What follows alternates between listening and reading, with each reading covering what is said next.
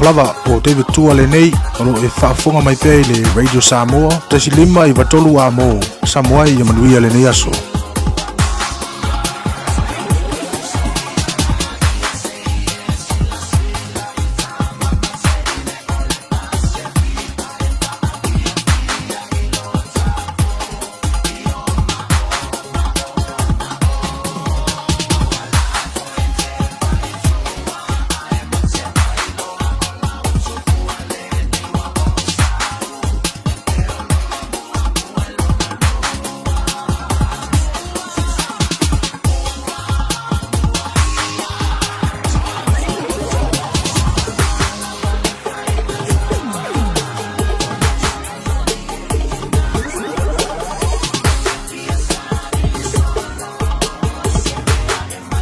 Na ole Radio Samoa se furulima iwa toru a mo e tautuaina o e ilaungangana fitu aso le vai aso.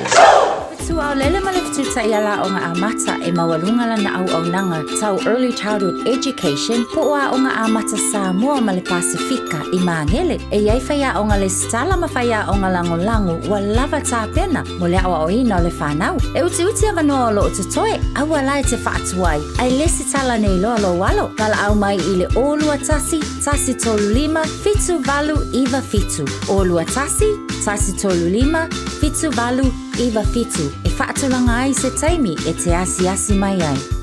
Avia maua sosa Omega ka Iana loi moa Omega ka Tabale tau mofie Omega ka Fili mai loi le Omega ka Omega Cars, lua selau Kemetis Drive I Manukau po le telefoni o iwa lua fitu lima valu tasi lua. Susu mai Manukau ne Omega ka Umalole keisi le Omega ka O iai avanoa e le ai se tutongi, mo so isu enga o le kānesa o le tau whale. Mo ila atou ua ono sifuru I le fitu wha tau sanga o le soifua. E ta ilua tau sanga malafo atu I lau pusa meli le pusa. Olo o iai vaenga I whaatino ai le nei siaki. E whaingo fie le siaki. Ma e te whai ala vai oi I lo mauta. O le nei siaki. E mawhai o na wawe I loa ai le kānesa o le tau whale. Ao e le ia afia I ona aunga. A mawaloa lau pusa e whai ai lau siaki. Whai loa. E ono la vea I ai lo soifua. Mo nisi fautuanga, tala noa atu I lau fōmai. Tina mara whanau, o le ase tau tāpenanga mo le asotama. Po e mai se vilo dad, a o wha matala sana tala mali e po se poka de tau wanga o le asotama ua whaingoina o le dad jokes. Mo se avanoa e mawai sana whailonga whapitoa. Woo! Ia awane o vantu ma le 2 minuti le umi. O na tūle I lunga o le upenga te whailangi a le radiosamoa.co.nz. O le vilo e tele ana reactions I lunga o le Facebook. O le amanu maaloi se whailonga matanga o fie ua uma o na tāpenaina. O le vilo a dad ma lafo mai. E whaangata le lafo mai o tātou videos I le aso tofi lua iwa au kuso le iwa I le taiao. Na lau leo whailonga I le awharisfuru lua le poklame a le fia mai show I le aso tofi lava lea. Manuia le asatama mai le pulenga ma le whengaluenga a le Radio Samoa.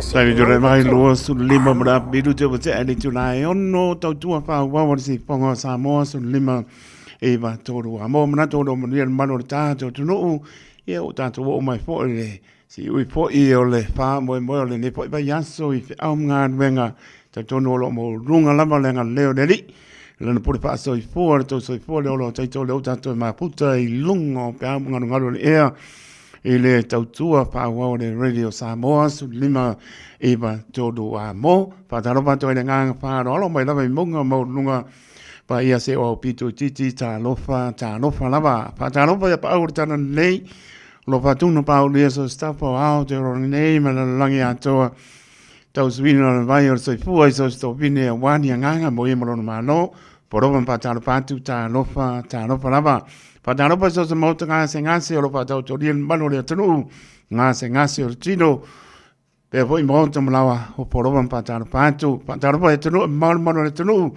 ya te tono lo ma o mara tau tu pa o le Radio Samoa su lima e va toru amo ta lofa lava le pangari po le Au so tuli o lato pasalanga i so sto ese e au porovan patalo patu o lava na ialon pa nausa pe ngai ma onga e la mai ato a onga a to mai ti tau teine e ma no lava mo ni po to wiki en ole tau tua pa ole radio Samoa su lima i va toru a mo lo so fitu minuto te ele tu na ono mo li fa mano ma fa tai tanga ya se man Francis Yoane fionga ya ponga mua ya ma le stunga ya Isaac paunga la tau tua me ne va yaso ma lo nga lue a uso banes wapa ya ma lo lava tau tua tunu ya mi spole anto fo le tau tua de radio Samoa sanga wenga mai ata tau pai o ta toni au ona le nga ya mo nunga vi inga fo ile tua ma lo nga lue ile le va yaso ya so tu nga fo ne fiafi so nga ya sau se fonua to ma fo mo uso se taimi o luma ya ta tono por clame masani fo ya awina tu nai tato musika so filoi ya tato pa ia to ele ma vai fo lungo le wana po a mai ia le tala le traffic ya ta tono le nau no pansa tu ya ma le upunga ya ma to o ma sani le maro le tono tu o po nga wenga po i le fiafi anga i moto malao pe ma lie tani to nai fitu awina tu le muri o tato tala pe on pa ponga i le so na tu tala le tau ni se fa se silanga i pe anga mara le fanga a for fitu Tana tato laina tolu pitu tasi lima i patolo numera tato emaili on the air at radiosamoa.co.nz. Ea ma le Facebook page pa pena poile apio o linga he manunga le YouTube channel whāmanoa ma na ia telo wanoa. Ea le toi wapai le po i nisi o whasi silanga i fi anga mana whanga tāna malu tato po klamba sani e poi anga me poile o whale tua talo mo oe marusanga o le tiu atoa ia pe o partua ia sa no me micho pe antani tu lai balu ia ngai fo tato por kam sei pa e fo stai mane fiafi mai lo a batu lo lima ia tato ma vai fo le e manu fo le ta penanga sa un fo fo fanga de weekend ia au manu me mai le lofa malanga le lo tato tua pa talo pa ia na to dungo le api fo linga amelia fa mona fa tai ma puta mai i la mua Wellington ma na ia tau o a maka wang saule spring tanto anga te fo tau ma fan pana kisa so le fai man lai to le lau papa fa tai le uso ya Peter Stowers my Adelaide Ausitalia ya lo vanto Peter Stowers ma fa tu ma no falo ma lo la ma le mai ya Luisa Fuimono ia voi kano fai se apo fo ia se kanga pe alvantu Luisa Fuimono ma no la vale mai ia ne fo ile anga tu le weekend ia pa tai kisa sol fai la tu la papa ia mai la tu uma lava o lo pa penana ma puta mai au Dominico kano fai uso ma lo tau o o tato weekend io le fia le ka manu ru io alla qua musica lu ko pa mai sotiva siva la musica lima lunga malalo avole masarsalo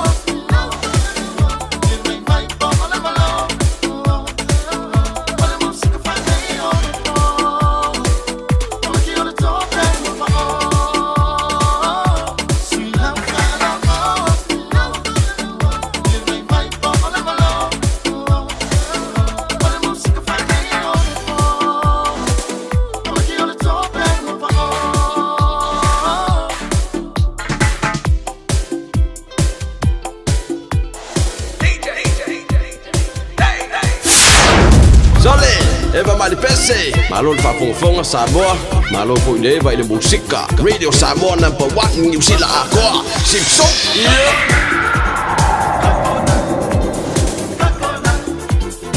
Coconut.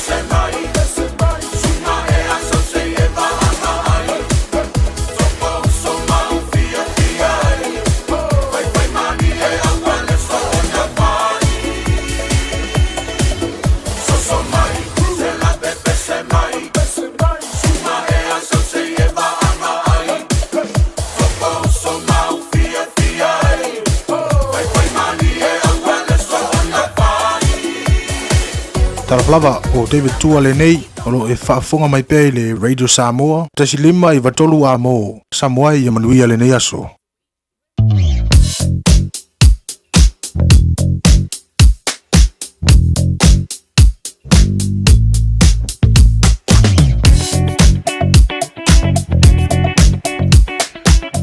O le temele tole mai su lua minuto e ona tāle o le tula e fitu te tonu wham ne ina poi o ngā nuenga po ne fia mesel whapongponga tāpua al maro le atore tātou tonu i mo to malawa su filo tātou musika le tautua le Radio Samoa e mesel tātou anga e to po le weekend sta vainga lunga le wala mamafa mani traffic tai laito le lau papa mai tai lama i aupani anga i lunga le ala lau papa Sabainga i Devonport Ferry ia like a whaupo i mo mua ku lunga i oe anga aku i Pace Water. There was slow water traffic anga i Takapuna anga atu Hearsmere Road, Milford. Nau si pian maro tahato tunu anga atu lunga lau papa. A pai pote anga i West Auckland mai aopani pai ma nie Green High Bridge mo atu i a Hobsonville penua pai. Ia, e te o lawa i mauta malawa le saunga le mō pia pa utau ta lei. O se vainga i Victoria Park mari tau langa ngai rungo le Harbour Bridge ua slow lama le traffic a nau sili mano le atulu. Le se mea koe whaanga ki ai whaaptai le tua wai unga luenga pau lama i a saunga le mō pa utau ta lei awar pa o ngā ina telefoni ngā wai a ngai mauta malawa tau uloa whairo ke pongi. Ai e manuia po i atu po mano le tātua tunu. O se vainga i College Field a ngai Gerbos Road, Herne Bay.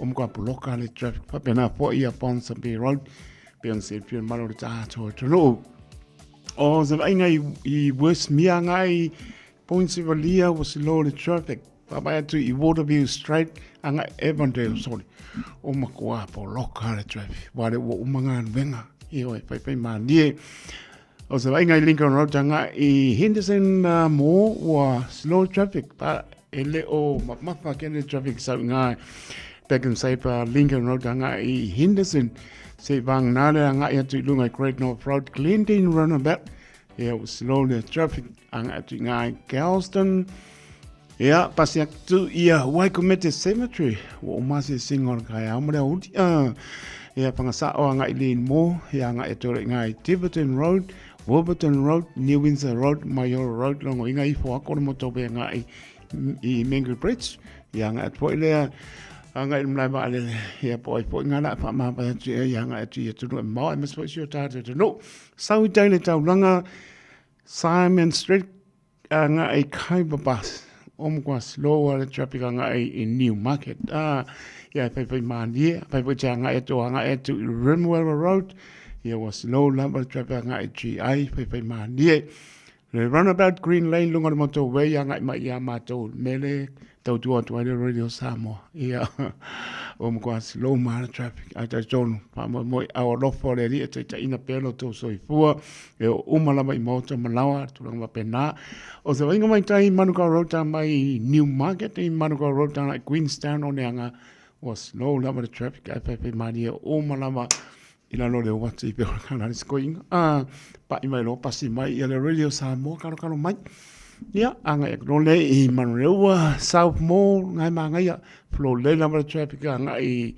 Takanini Papakura Pukekoa kanga apu markang pe ia anga e le no tua oi hai manuia lama le anga e manu le tunu I lungo ala pai maria na o sila fia o le sanga le mu lama le me tau lia o le fa nati no na o mai ia au mga luenga mano le pale le yaso ai tau tai Yesu yo tau sa e mpatonu ina le manuia I le alofa mananga leo lo tātua tua. Baru minuto e ona tāne o le tu la e fitu. Ia, tāne fitu le aminatu muli. Tātou tanga e pēna whaponga e nei vai aso le tautua mai au tanga mea tipi au tanga mai. Ia, patana pati anu isa pui mono e iu pāptei tēne lama. O le o kongo markanga apu markanga pēa lenga sau markurios. E makau kia. Lai lo pātu ia. Tina ia po amano po alo pe po ia pile mu. Malato uma Luisa pa mai. Ia e koe a pio mai. Ia pula pe mai nga bu nga pe ki sa so le pai fa tai va ma lai tu la lo pa ma lo la va so ya elf dominico fa tai te la va so man via fo I fai va so ne fia nga tu mo to ma la elf dominico man via le weekend sina leo fa tai ma lo la ma lo sina anti mai merobet ya lo te le tu mai la to uma la mangi mrs swapa yang fa pe po la yo fa pito manu ya ta si le ai ya lo pa te na te to mo to a misi ya ka pe ko e so ku pe pero ni se o vale ya lo fa su mo ma ai nga to no ma ria na yo lo alo le ape ya lo fa ngai prosper na Australia pero ni se o vale mai ma ngai o musica le fia yo o le mo ko la ba musica ya mana e po ngai o po le fia o mo lo fa singa I ki ma ni a fai ma le fia ya sa ngi no fo ma no longa mai se le weekend ya ni ane ni fo fo o mo le malo se ta ha to no fitu bitu te ona ta le tu la fitu mai le ta tu musica io e mai bueno io e la me vuole se vuoi lo polong ngofa en fa polong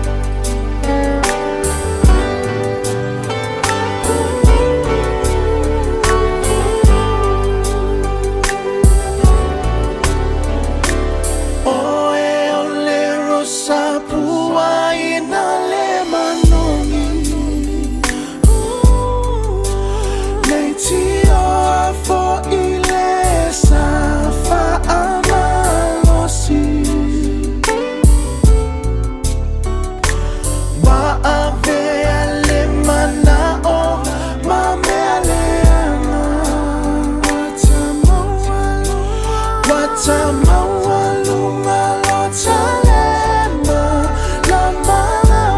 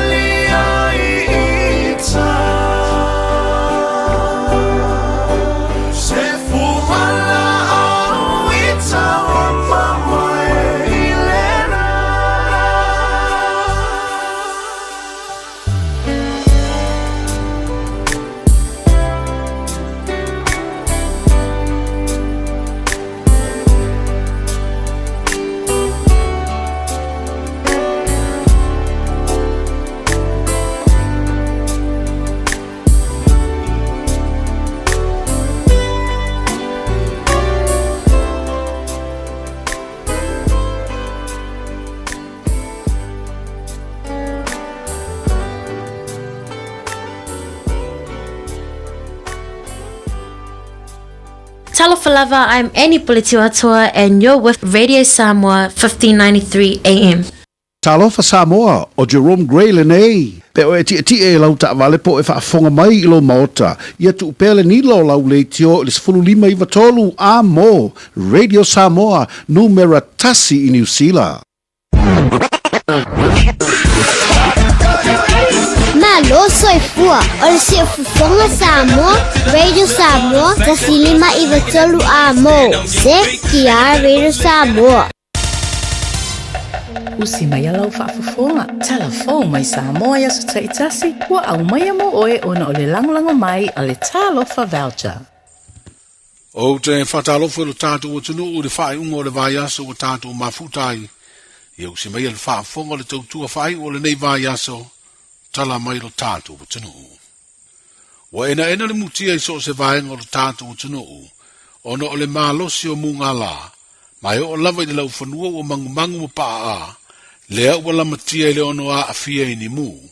Pe a le whae tete i ni awhi e whaia i ngā ruenga o le wha mamaina o le vau. Po le tongi solo o murisikaleti. O le mafu anga leo le au mai se tūlanga whalawa i tele le pūlenga o le tīnei mu mu whaulem whafu sei. O se whau tuanga i lo tātou o tino. I vaenga e ao o na nufa uta i ai. O le whau tuanga le pūlenga o le tīnei mu mu whaulem whafu sei. O le aua lea ne i toe susunuina la pisi mautauta. Whapea le vau matua. Aua fo ine i la fua i toenga o sikaleti ta whaala. Ma so se vaenga o le whanua ua mango. Ma ia titina le lei ni vai motu motu o mga lafu malangolango o umu. Pe a mai a se ngā se senga o tau mawha. O le ua ave fo i le whautuanga i le pūlenga ma maru ali i mawhai pūle o nuu mawhio anga.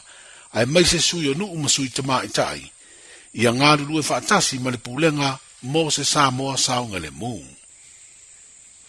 O lo tau fia nei rufale mai se li in aveina se loli e ave ai masiri ma mawha po se loli pau se furu. Ona oni manu ai mafua ina ua oso i tua ma le awara tele le loli nei a aveina. Ma alu atu so soa se fale apa o se ainga i le fioanga o vai pua i se vai. O whairoa le komisino leo leo i se li poti lea whaana melewe na tupu i le solulu le vai aso nei. A o whaia su e su e ngā leo leo pena mafua i se a le whaana melewe. E le isi isi po nisi sai le whane o le ainga i le teimi na tupu ai lea whaana melewe. Ai se tala mai le o nanga le soifua maloloina o lea ua ame le whaafitai le pūlenga o lea mtanga aluanga le malo le tātu o tanu. Ai mai se le au whaasara lau. I le tali atu le tālo sanga na tausa i le eise ainga o se ali e le vau le 5 ma le 5 tausanga le matua. O lo tau fia le mauta ngase ngase ma to atua i ni a fianga tau ngase ngase. Ai whaapea na amatu e leo leo. E leo mala malama pe unconscious e lea tangata. O le whaasara laua i runga o penga ta wha ilangi ma au wala o whaasara launga. O le mana o mio nisi e si da fia lea tangata. Na o atuai nisi o le ainga le whalemai. E le i whaasara lauina le mtanga aluenga le soifua maroloina le ata o lea tau le lea. Ona o pui puinga i ona ai a tau. Ai mai se olona privacy. O luas furono tau sanga le matua o le vaa le MV foto o Samoa lua ma ua tele ia tau sanga o tau tua. I malanga i le vaa upolu masavai. Ai mai se lava malanga tongi pau na whealua iai o ngā sami o le Territorial America Samoa. O lo olisi atu nei lea vaa o le malo Samoa, i le company vaa o le Silver Group, ma whealua iai nei le vaa o moto tutuila mamanua, mo le umi e tasi le tausanga. A o lisi atu ai lea vaa o le whalapatonga o vaa Samoa i lea company America Samoa. Wa whailoi au wala o visota inga le malo Samoa, le amata fausia i nei o se isi vaa fau, e sui ia i le fotu o Samoa lua i le tau e tusa ma le 5 miliona tala Amerika. O le tenu o Malaysia lo fausia i lea vaa fau, e peo na fuafua e sifuruono masina le umi e whaatino ai le ngā duenga. Wa whailua i le pule le whaalapatonga o vaa Samoa i lea whaasara launga, o le vaa fau, o le a ave i nā outa ai le aini pa sese, o le a whaapitoa fo i le ave ai o loa tau suau ma penisini. O le asfraida le whaingo le niva i aso wa tu aile tunu o le te tai o le malo, le fionga le tamai te ipa le mia, le fionga a fia me Dr. Naomi Mataafa, i le wha moe awa i atu mele na usu ngā fono, i le fono a tai o malo le Pasifika o lo tali malo ai, le atunu utua o i tonga.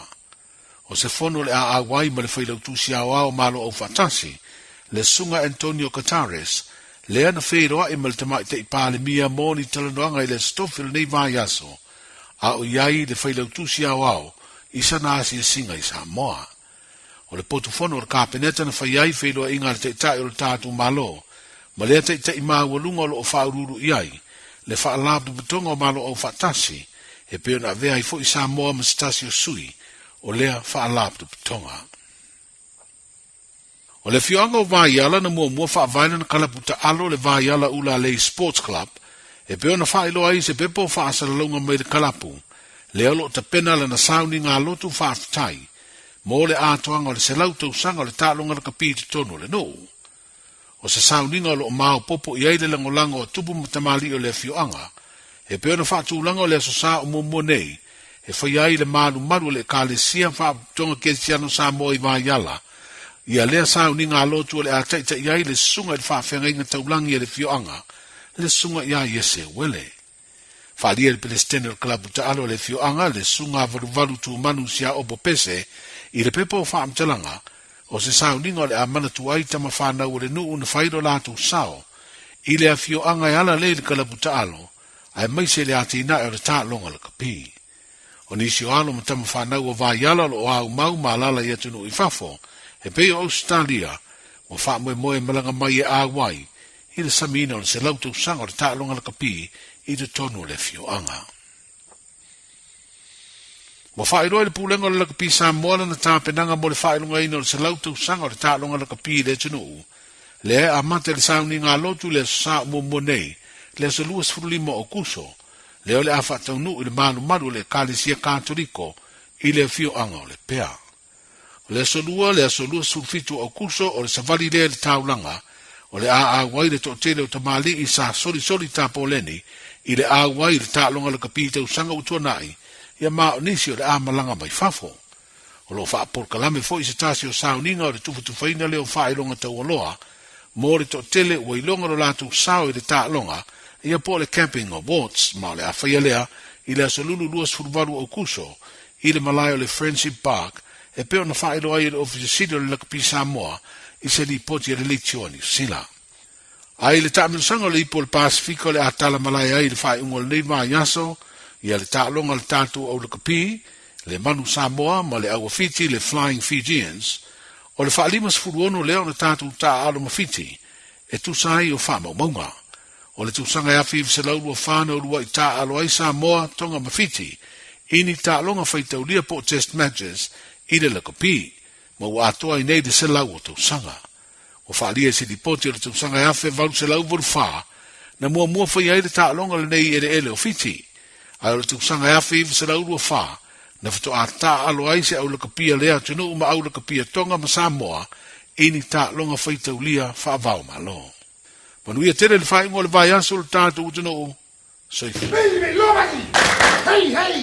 E si lia mala se laufala o loa i Samoa e mawhai ona whaanga i le talofa voucher mō whaatanga alu a inga. E le atua lava se 5 milu te lafu antuai mai New Zealand, Australia, Amerika, mai si antunu. Ai tau nuu i telefoni maolo e whaanga le talofa voucher e whai e le whaatau. E mawhai fui ona tungi e tuai le cash power wha pēle pili o le vai iso o se taimi. Angai loa i le www.pacific40.com e lafu ai se talofa voucher mō loa a inga i Samoa. Mō nisi whaamtalanga wala umai le olua tasi o valu tolu tolu, lua tolu, po le info@pacific40.com.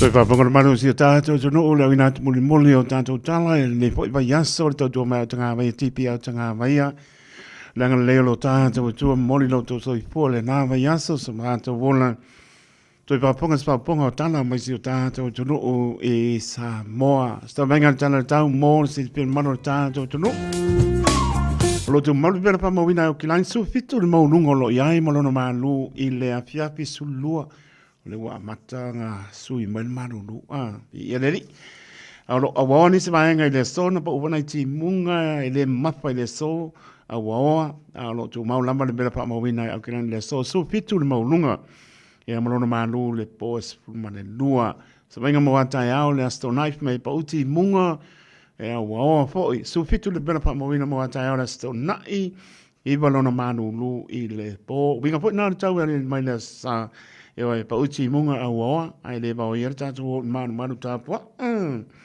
e oi o tuanga so fitu le bela pa mo vina la samano manu le fiafi e iwa fo i lona mo lalo o winga po na tau ele mai la so fua e oi o le talale le tau le wa ku ia mako ngai ke o sui mai ai le o se sile ngaro le ni a me la mai lungo i ku le ko mako ke fa ko kim ya ke wala wa le azi o i se pang pa ia le a o le inga nai la sang fo mai pa upo chi munga sulman le vela pa mo ina la sang fo e malona manu le pia pe sul matasi mai ngana ngata fale mo la to ta pena yai e wa po sei a mai mo na nga e po le sa pale tonu ta le so va pena po ia ta ya o lamba e le aso sa ni oe ai manera ta le sang fo ma la so lua ai le lamba ta pena me o e silfia a pelo faola manera ave te fo fia ave ai ave io ta pena lamba le lamba le ta pena o an pe tu mai na ta pena ia fa tuanga le water safety ni sila maritime ni sila e pa pena pon tanga venga le ACC o le taisua o ke lani lua minute se fulu e o il tai ne lana suai le tai au ke lani to sua le tai i le fulu i minute te fulu po ana nei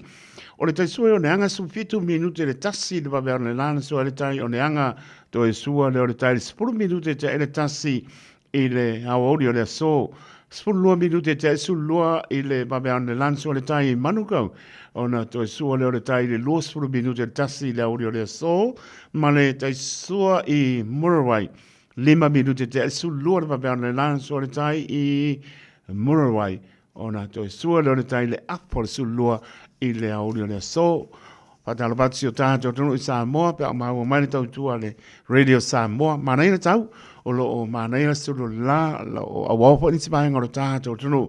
Ia, pau tua ngalama, tātou mana tua pea, si o tātou tunu e pele o tō pinangana mo tātou noto i tātou tatalo, tātou whirai pe tātou sanga, e le tātou no nofo vāna mana ai. Le bera pa mauna mai Samoa, lua sulu iwa le maunu ngoro iai mano na manu le fiafi, lua se pulu lima. Ia o lo manei le sulu la, wanga e tufo i lea fiafi, ia o manu fo, ia o iai masinga le kenge, e manu, e bebera ku tutu ila, i lo upolu, ia e maneia, le tau lo iai si o tātou tunu, na pa opo timunga i le pabeaon le la, ia lau pasona tuana maneia le tau, i le asoa nga e tui fo le weekend. O se vainga ia pano pa anto lava lo pa manu lo pa una timunga i le mapa lo awawa po inisi vaenga i pa ima i le kai waka kau le ingi ma mo e whea. O se vainga na i Waikato Rotorua Taupo ta naki manu tu lo manaira solo la se vainga na i pe plenty fason making country kispor mo spela la mua Wellington ia me amelia pa moana. Kau pa malu manu mai ia ele mau ia laksa bali dunga mongo o ni o mata manor pa malos e sa bali pa marostino kau mapa palengi a to tino tama o se vai gole na o Robin Palms the North Navy amazing e Luisa Puimono e you laval pe marka o se vai gole na no tu ai pa pen fo ia klai stete mona no tu ai se pa ia lava le pito ina lo sau pole lo mana ia tau ia upa solo tu ina manu le pia ala na manu lu la me o la manu lu o pole masino fo ia uta to nga e fo le wai fo manu lu ai manu fo lau manu la pane ia mai se la bona ia ta to tu asin sina a lo fa tene atu manu ta vivi mai manu ta wasa mai ia ta tono le lofo le ri malan pa manu longa lo pa iatu maua le malosi a toe na yo tātou tu a sinsina i maota malawa i le aso mone aso umi sa o tau manu lu a whaapitai le tu e lo tu la po ia pia lo to so i fua mona tātou vola so venga na tala tau ea so venga si o tātou tunu i Samoa ea me se fōre tala le tai manisi vai ngau tu to ai mor se pit mano tātou tunu fai e iau por klan whanga solo ia o tātou wanga e to le weekend mana nganga pa alo se mai lo pa ponga tātou wanga upu e le tautua tarenga ia si ama tui pea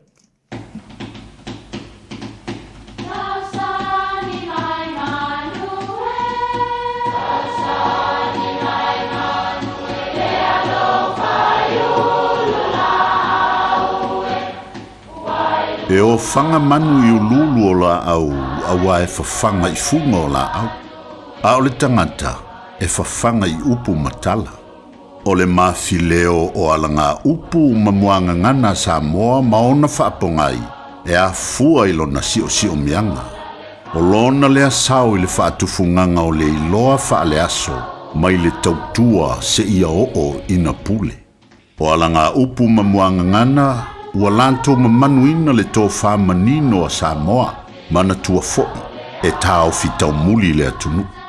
Ia omi whaaniu ale e o le vau. O le mafuanga o le nei alanga upu e whapea o le niu mumua e tau o le niu ale. A umao na inu le sua o na o omi le ilima ia tae. E le langona se pa o le tae o le niu. O le upu o le vao. O lona winga moni e te le vao e te le ilo atu. Po iai se isi o ile isi tu o le la au lea o lo e nofo ai. Aua le leo tele e le iloa po whaalongo mai isi tangata. Ilo leo. Sole. Whae te le sona. Lafo upu.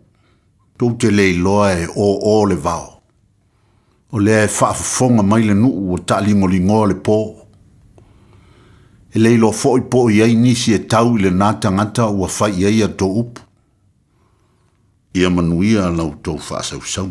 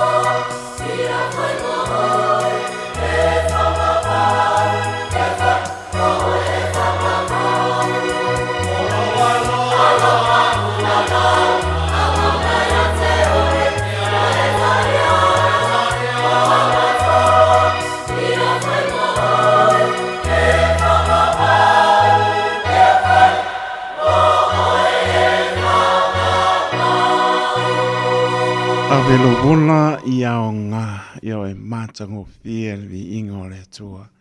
Na e le mātango fia o le rarolangi, mau e lo soifua. Ame lo wona i au ngā mo le ni. Se pōmani le kane si papatonga ke siano Samoa mai lo hati Wellingtone, tatou sanga pāti patia i pēo le mātango fia o le lofo o le tua, malona wha maoni o nafi mo le soe o lava e wha ambau. Le singeron fa maoni tausi mailo tau soifua. Pe lama tātou te iai le aso ma le aso i le ulfafo ma le ulfane le atole tunu tāpo inga i mauta malawa. Au pinga rongo pa ia le atua. Pe lama tātou te iai no tausi mai le atua i lo tau soifua ma lo tātou wola. E ui lama na e maunga ifo i vanu tau nganga ifo lao le wha moe moe tu pesiri la ngona e sola manatu ono me fetu leni mai soifua mola. Ai le tu la fo ia no to soifua mono tātou wola i a awa lofa o lo tātou tua. Awane ngano le a lofa o le tua. O le na maia i tātou e le mea sa tātou nofo po longai. Po ilvi inga i le tua mai e tu mawatu i ante ia nei maso umai le au noa. Mana tua i pēlau e relen soifua e ai tātou wola e ai, o mai, se pai le fiapi.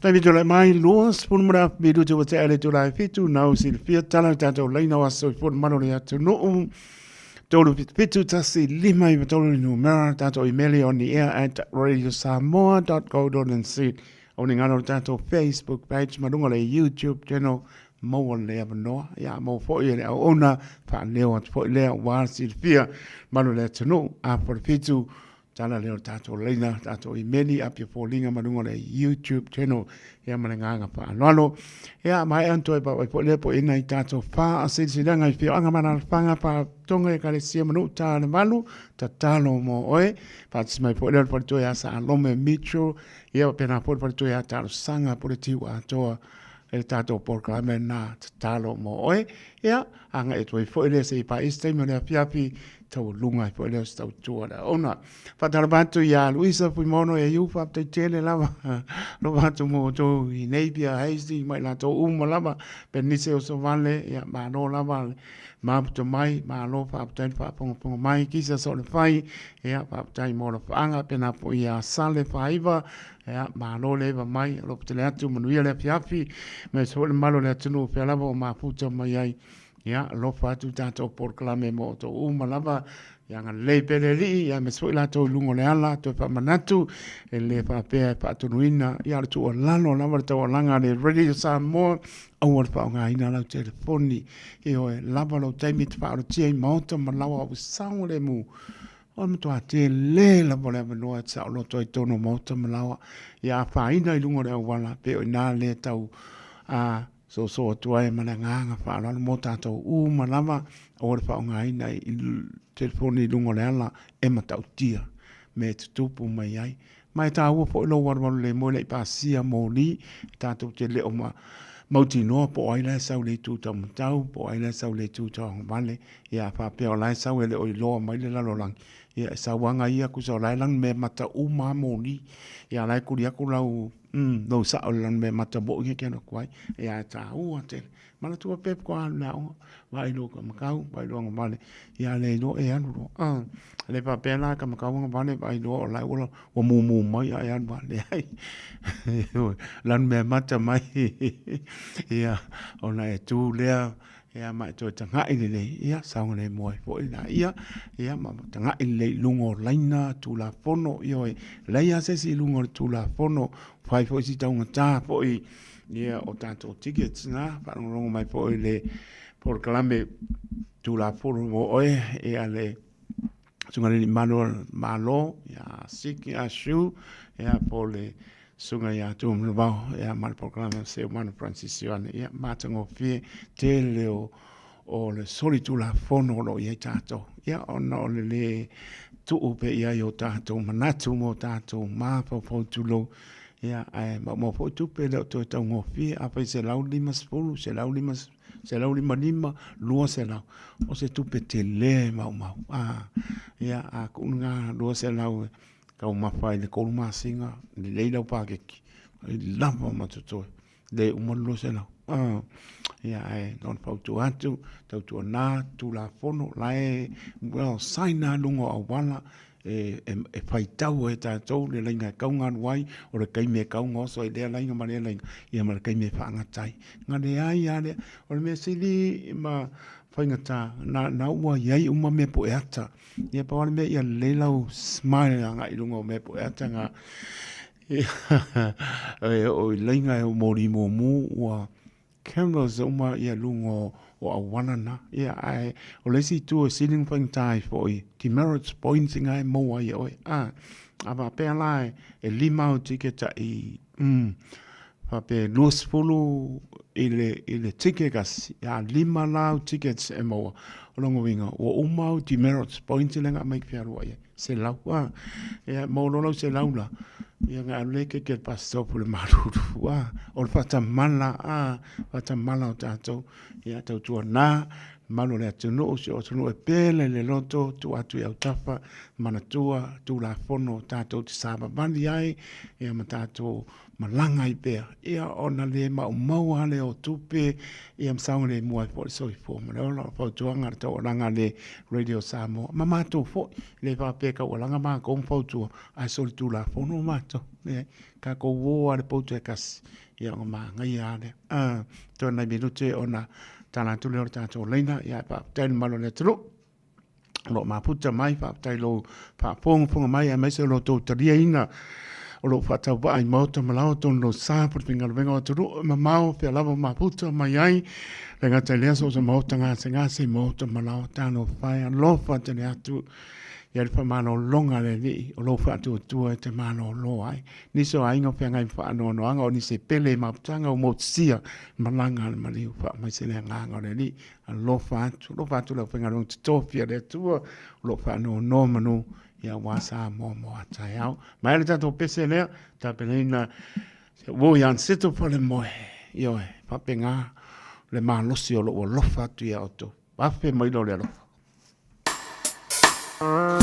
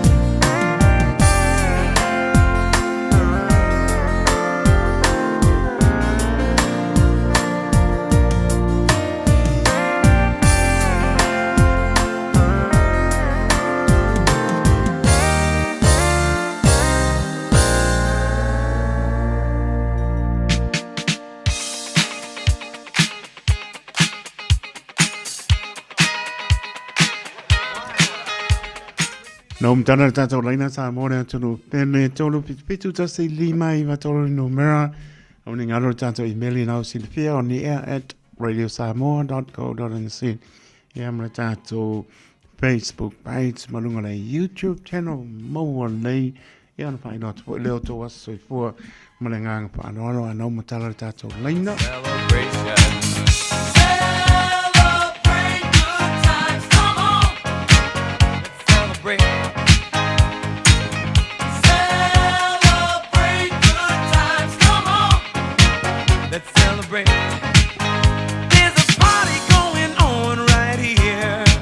A celebration to last throughout the years. So bring your good times and your laughter too. We gon' celebrate your party with you. Come on now. Celebration. Let's all celebrate and have a good time. Celebration. We gon' celebrate and have a good time. It's time. It's up to you. What's your pleasure? Everyone around the world, come on!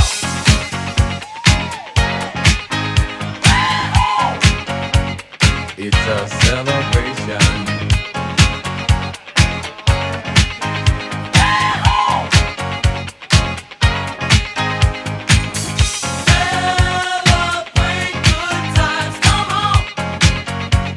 It's a celebration. Celebrate good times, come on. Let's celebrate. There's a party going on right here.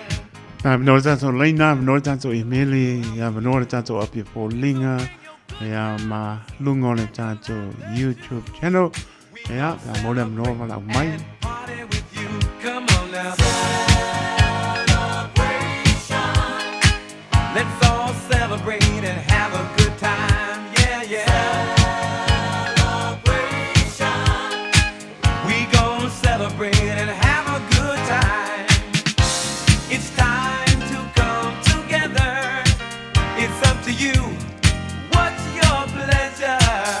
Everyone around the world, come on.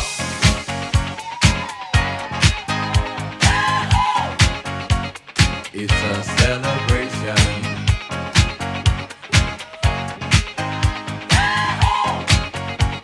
It's a celebration. Celebrate good times, come on. Let's celebrate. Come on now. Celebrate good times, come on. Let's celebrate. We're gonna have a good time tonight. Let's celebrate. It's alright. We're gonna have a good time tonight. Let's celebrate. It's alright. Baby. Kasi o tātou emaili, pamuni atu le tuanga o le fitu tausanga I le so pepe teine lei maustai. I o matua ai pasisiri ai, le ama I matua, maise o matau I le atua, mātou te aralofa tele mo oe Lili Martha, I le uma le alofa anga, e ampamnianga from Agnes, Jeremiah, Joshua, and Josiah. God bless you, and alofa tele atu manuia, lo aso whana.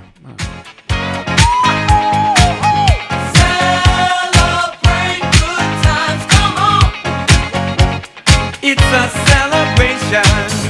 Celebrate good times, come on. Come on and celebrate tonight. 'Cause everything's gonna be alright. Let's celebrate. Celebrate good times, come on.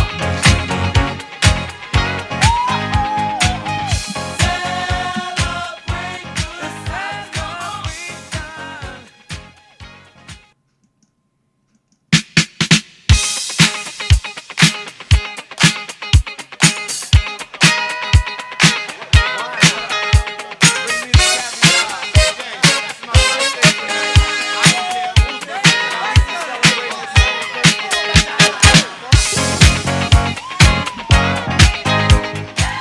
No tato leina mo le tolsfu se kone, la mo tato leina tato imeli ape polinga, ya mai foi ta pena po klamis tato kese, mlengang palolo. Celebrate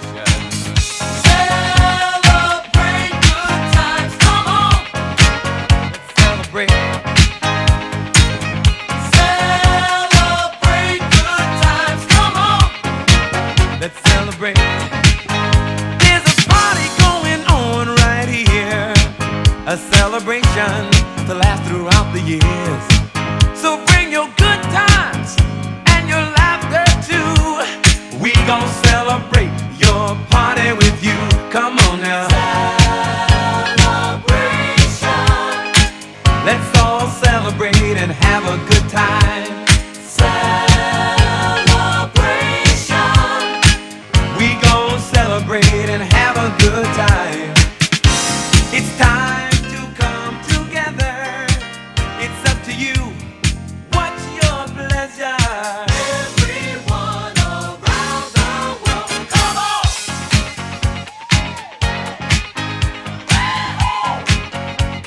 It's a celebration. Ya, tari tono tato aso I fōre na, bēra patapa ale au ona, pai ma whonga tau mone mone po renga le Radio Samoa.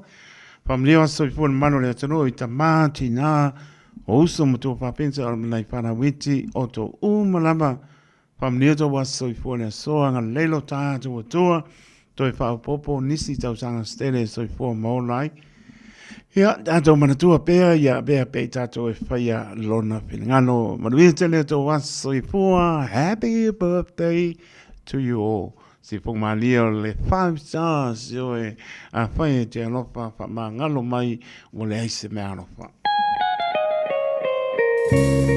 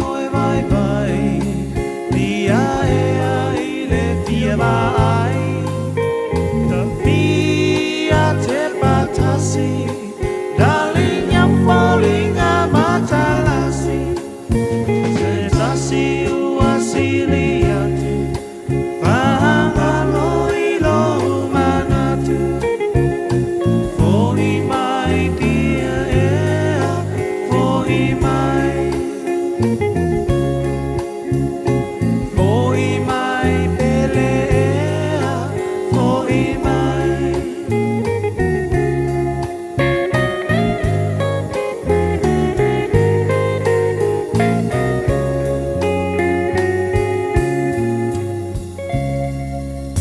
Mo tupe fa mo moni Samoa mana tua loa le Pacific Easy. O lo fa wau pere tatu fa bitoa na o le 5 tala te tongi mo tupe fa mo moli pe a e fa ngai le Pacific Easy mobile app. O lo avano fo le direct transfer te posi sa wai lo tupe le tatu account ma fa tino la foi no tupe fa mo moli lungo le telefoni ai nga fa bitoa. I oe fa sauni lo te mi mau tupe o tonga tale pensini ai fa ngai le tatu Pacific Easy app po le direct transfer mo tupe fa mo moli. O lo avano fo yo tatu ofisa yo tara o tahu huma mangele po tatu la silia ma le fitu se furu fa sopoli ai New Zealand. Mo disa famtalanga vala aule o Barcelau o tasiono no po numero masani au kilani o le lua fitu ono fitu iwa fitu fa po le lua fitu ono fitu iwa barfa Pacific Easy o la ba anga mo tupe fa mo boli Samoa. O se tala fia nei Samoa, wei nei se tautua ma se au nanga family noto mai le company o le City Car tua tusi tasi dua lua Lincoln Road Henderson. Te maua iai le tele o tawa la poa ban e o foi tatu tawa le laiti. Tadia foi la tau fa le tonu tongi e talafu mo le tatu cashback. Ama tatu lima se lausi aga ia tu le lima fe tala. Fe sota mai ulungia Peter Pernanto le numera o lua tasi o walewalu fitu lua fitu lua. Pe ai manaumia se tawa le fau molo ainga i le tau malulu. City Car .nz. Beta Drive Doctors i le taulanga whaatau i mangele whaapea manrua. Mo le vainga o so ngase pe amana o mia. E whaatino e fo i matupui pui o le whanau witi. O tupui pui la COVID is flu river mo i lato is flu on tausanga malunga atu. Whaapea matupui pui o le flu. Wala au telefoni lua lima fitu valu lima iwa valu. Mo so wano e whaatino ai nei au nanga. O fisa foma i mangele i taftafane o le McDonald.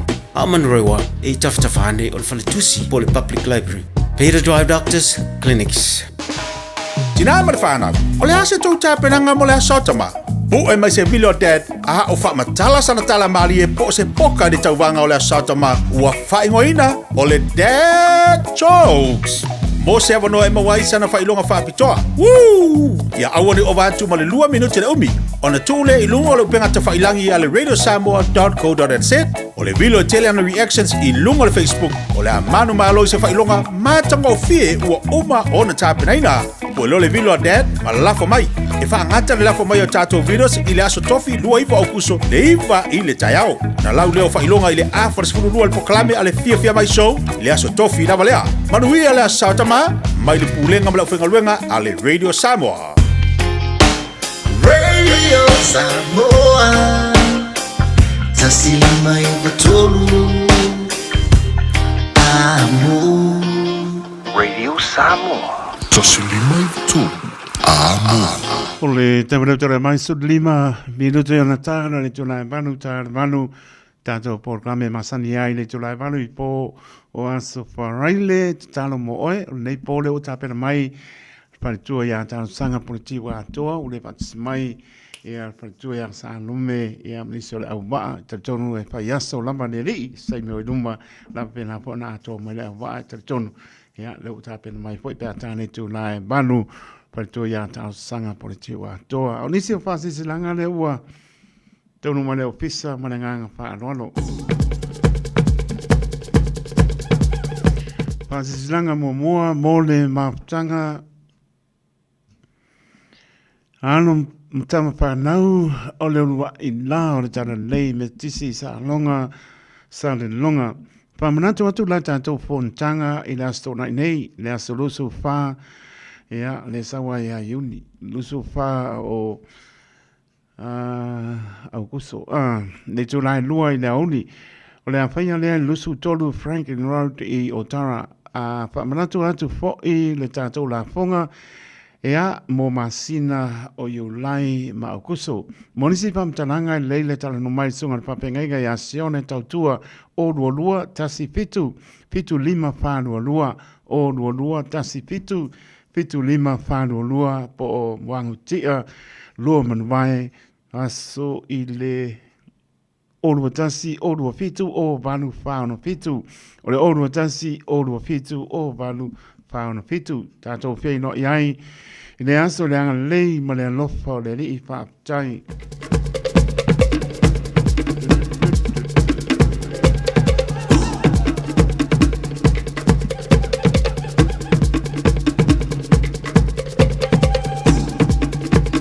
Mai stato pasi sinanga uni ngalo sa lo minga o le tusi o le so nga patsiai ma le lo minga o le bao filifili. Ia, fai mea alofa ia le aso tina le ia ko iki ngā po o le aso ta ma ia e mawai benga o Samoa se whamone mone I tina e wia ngā uruko inga I lau ia le aso na I ta ma whamone iak e mawai benga o Samoa sifo tutuila manua o nisi o tana tu o Samoa ala ngā upu o le mtawha ioi a le matai I le whainga o whaalabalave e pei o whai poi ponga maliu le se o singa o a inga pisi le whainga o paolo a si I whaaloalo whaalanginga o e kane sia ia male tele o le ngana whaaloalo Fitzful tā la lo na tau ia na le ofisa lava le Radio Samoa tolu wono pa tolu hope o Avenue I Manukau City ia e mawai mo nisi whamtalanga e lele tala noa lau whonga whiawhia le mato ofisa e le o iwa luono lua tisilima iwa tolu o iwa luono lua tisilima iwa tolu numera pe tanga iane le shopradiossamoa.co.nz whai mai e sa uoka seka ko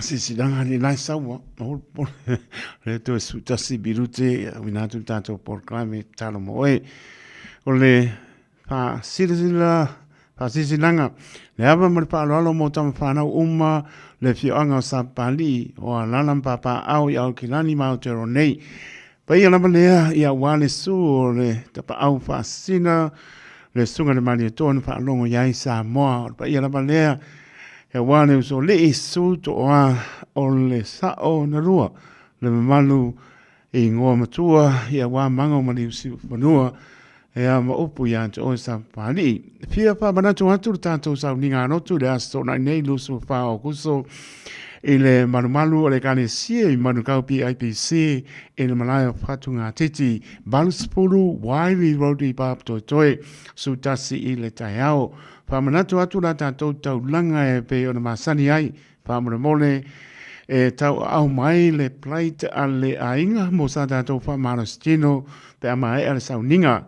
Alo whangia e le tuar wha moe mori atu I ailo to so I fua so mātou wola tātou whē no I ai I le manuia whaaptai sainia Reverend Karima whai ai manangang whanoano.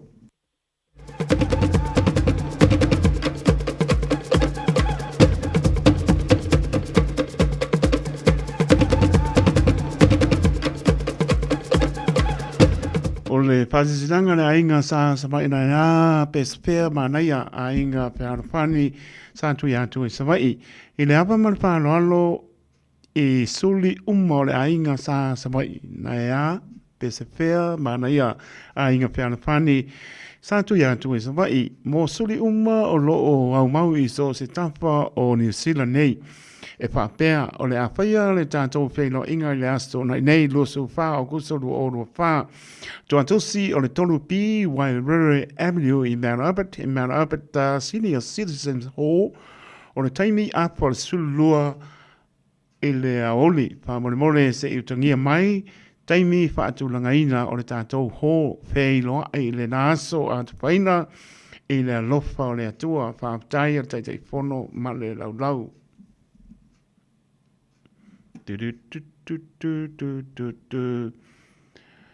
O le isi Pāsisilanga Pacific Second Nations o le apiapi nei o le Saparoide Lusu Toro Augusto o le Amtaina ai le Konferenisi o le Pacific Lua Nations o mo le aso Saparoide nei tongi mai le aise tongi le aso o le Fepinei le Saparoide Lusu Toro Augusto le Amtaina ai le Konferenisi o le Pacific Lua Nations mo le aso Saparoide Lusu Toro Augusto ma le asto nai antoa le asolusu fa o kuso e le aise to tongi sa o le a o le pamo moe o le fia fa tasio e kanesia ese e le to e fia fangu o le to e fia fangu o tupulanga talabou o e kanesia mutanga talotu o le Pasifika mo le whaatawaina ma le whamaite o le ngā luenga o le whaamsiona ia ma le ustaia o le whaatonunga a le alii whaola e o e whai nuu uma lava maso o le awhaia lea Konferenisi i Aukinani Community Church to atusi iwa ono Landsport Crescent i Avondale e urufua au mai le au talabou e whaalongolongo i whailaunga whaapitoa ia e meise o nisi o tupulanga o le a whaia la tō mōri mau. Ia ma o le a whaamanatu ai fōi le spurutausanga talu o na amata le porklame whaamisiona le Pacific Second Nations au mai sa wō ma ngaia malo a inga. Morisi pamatalanga ia o la silafia tini e le whaapsautai Pastor Ane Bonifacio o ruatasi i lua balu pitu o le o ruatasi i lua balu pitu o whaaptai e kalisia uma o lo ngā lua e whaatasi e a mawhai pa anga whaatasi a wale nei wha a moe mo le aua tūpulanga ma haia kene i oi mo le mongoa ambe lo a inga ambe em kupulanga tamu tene mātango fie whaaponga le upo leola sulu o tātou vai ia malama o tātou wana ma aia pa moe na so wharai nei lusu tolu ia male asto na ia toa o nei matai au mai le maa ke lelo wa mongo a ngai lo ia paolo fo i maningapa o le swapa le asi i nusa i sasina e whaasifo le tau waa ia male lepa maranga tete ia awa ua matano nofo le whaasaunga Samoa i tu e fia o Aotearoa nei tu lo lama ai pasi sila whaaloalo atu i suli ma whioi o paolo fo'i maningapa o le swapa le asi i nusa i sasina talu ai ona o loo fia maua se wheloa inga e le fionga e le matua ia le asi a bainu po ia male tātou a inga a o iai New Zealand nei o le ala lea ua talo tuai i le ia o le tātou a inga ia tātou au whanga poto le toa tusi lua i baiba Kirkbride Road i Mangele, South Auckland, le tu lai lua i le oli. Po le fiafi i le asto na i lusu whao kuso, tali tonu o le tātou mauas peilo inga fia i lea aso wha mole mana tua mai sina tai a waspa marostino mole na fiafi ia le fo i le whaatanga tanga atu ipo sina se reni la ukanga ia wale me alofa mole mlanga papso tai mai telefoni o lua tasi o lua iwa lua tasi lua valvalu o le o lua tasi o lua iwa lua tasi lua valvalu po le o lua tasi lua wha lima wha ono lua o lua tasi lua wha lima wha ono lua wha tai sai nia pasta nu Lunga le asi se mona tapa ia male asi vi tale fa tonu malenganga fa lualo. Aia.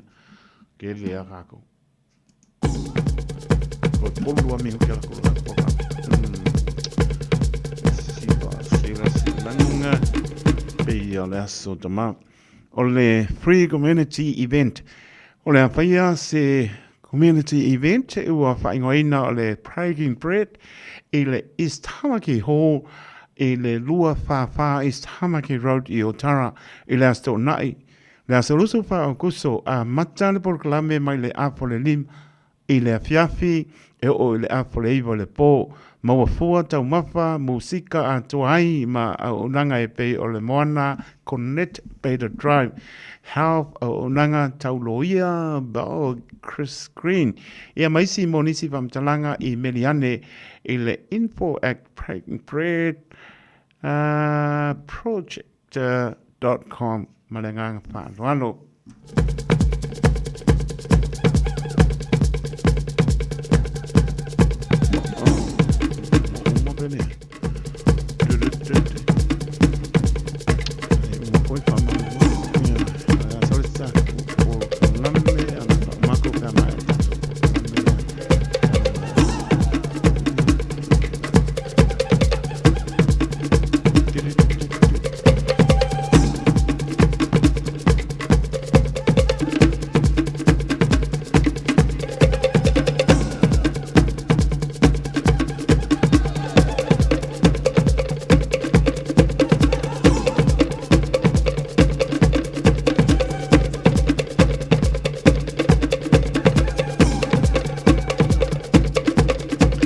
Tanto fa silanga mole the New Zealand first o le anta o pe ia pa ia ma malu Samoa o le ai vivia a le tanto sai fa tele ia wala sai ninga malo Samoa i New Zealand nei o le ala lea o le nei fa silanga o le aso fraile tol sfuro o kuso wa fia wa atofa e feino ia Samoa po te poto ia male fionga ia mawasa mana ia Winston Peters ia male vaenga fa upai ale New Zealand first e talo atu male nganga fa alo e pa ia o Samoa i so se tu o le aitele au kinani ia matapa uma o Aotearoa e afio mai ma tana au mai se i momoli lantanto a mei ia mawhaatangisia le lango ale New Zealand first e le pili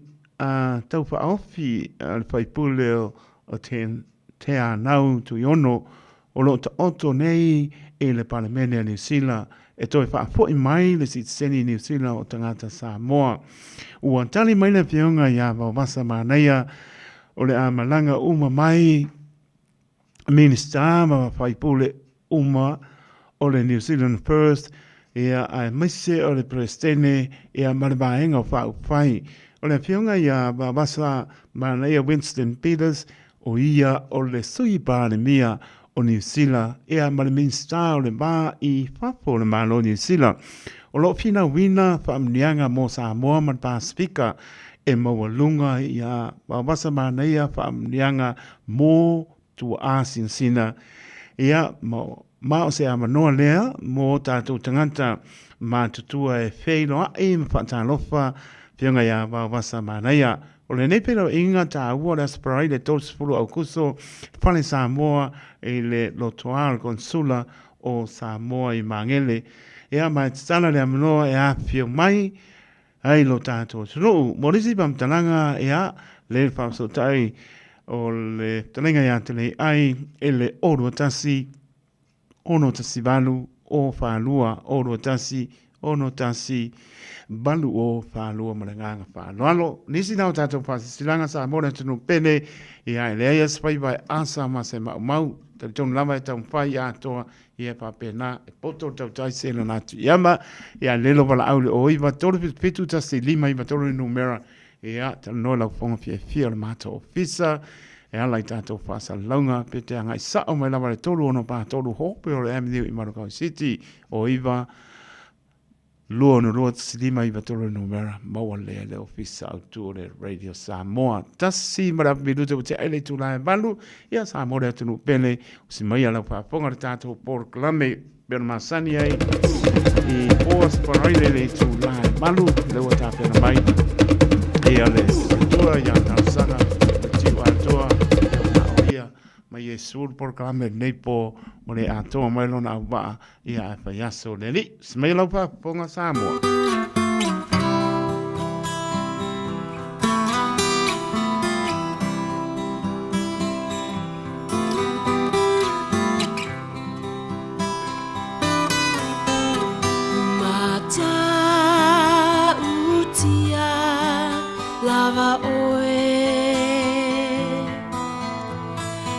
Mata utia lava oe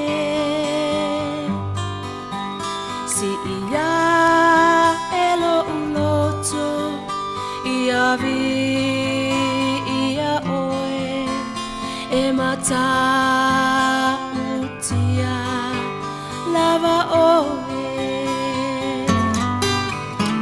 mata lava oe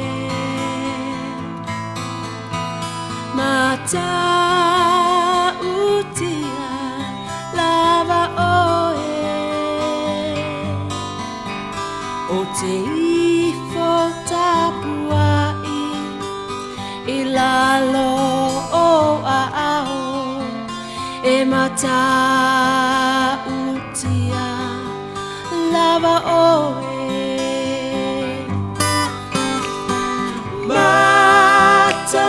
Matangofie na wa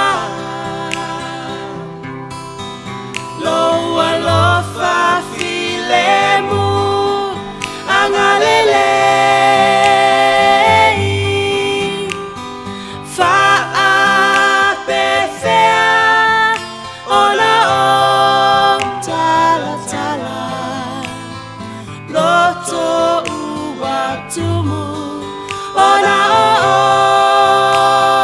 oe Pule ao Ali I o mea uma E tonu mawha maoni Oe I stand in awe of you I stand in awe of you. I lift my heart in praise to you. I stand in awe of you. I stand in awe of you. I stand, yes, I stand in awe of you. I bow in worship at your feet. I stand in awe of you. How can I explain your love, your peace, and your grace? Words alone cannot express the language of my heart for you. Amen, Lord. Amen, Master planner, Lord of all, marvelously faithful and true.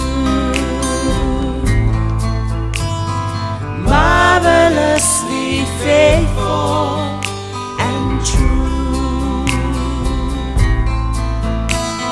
e tonu mawha a maoni.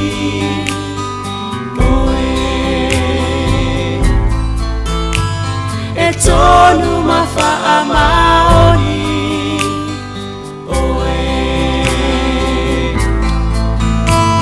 E tonu mawha a maoni. Lava oe.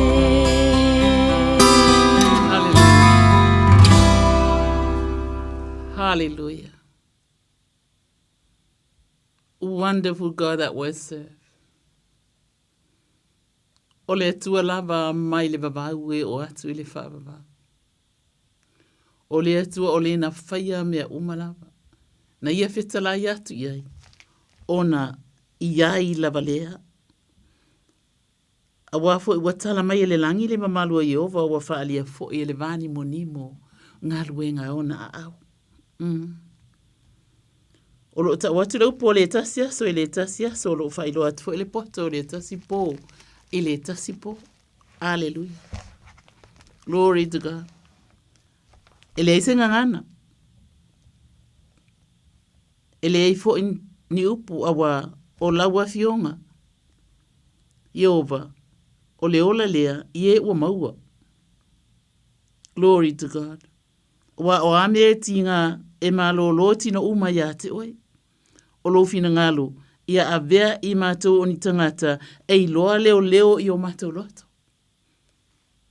Awa o umana e whae loa ia i mātou o e lava o le leo leo mā moe le lei. Ina ia a vea i mātou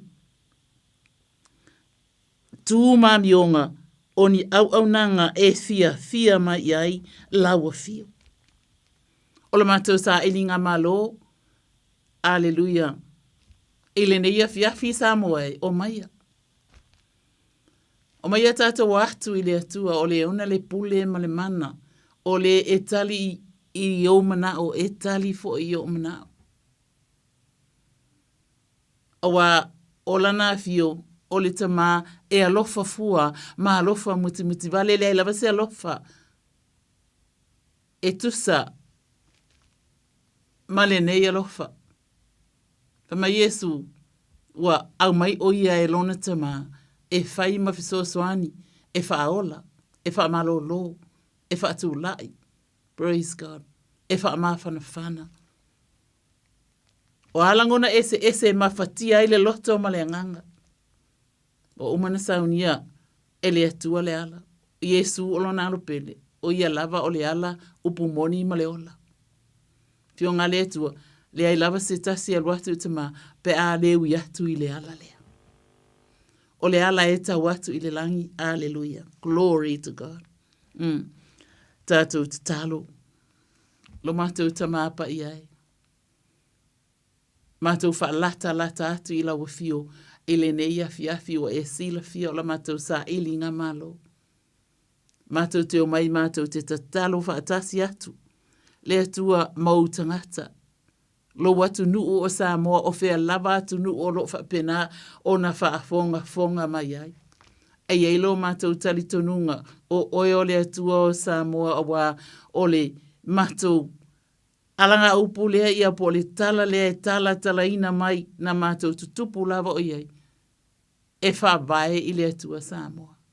O se whaavae ola.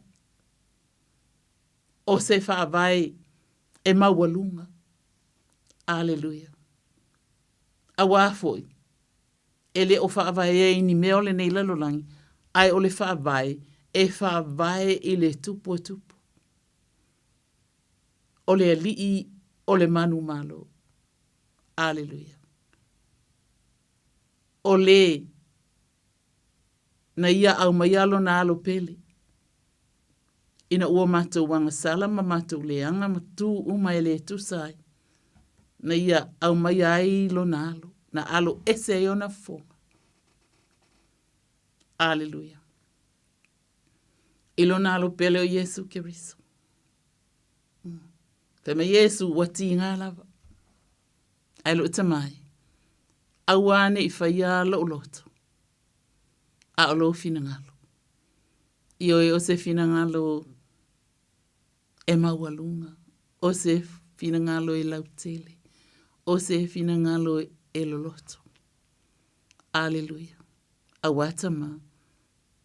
A tonu lava i se tasi e oti e suia isi tasi. Aina ale to tasi lava le tangata. E whaola inai.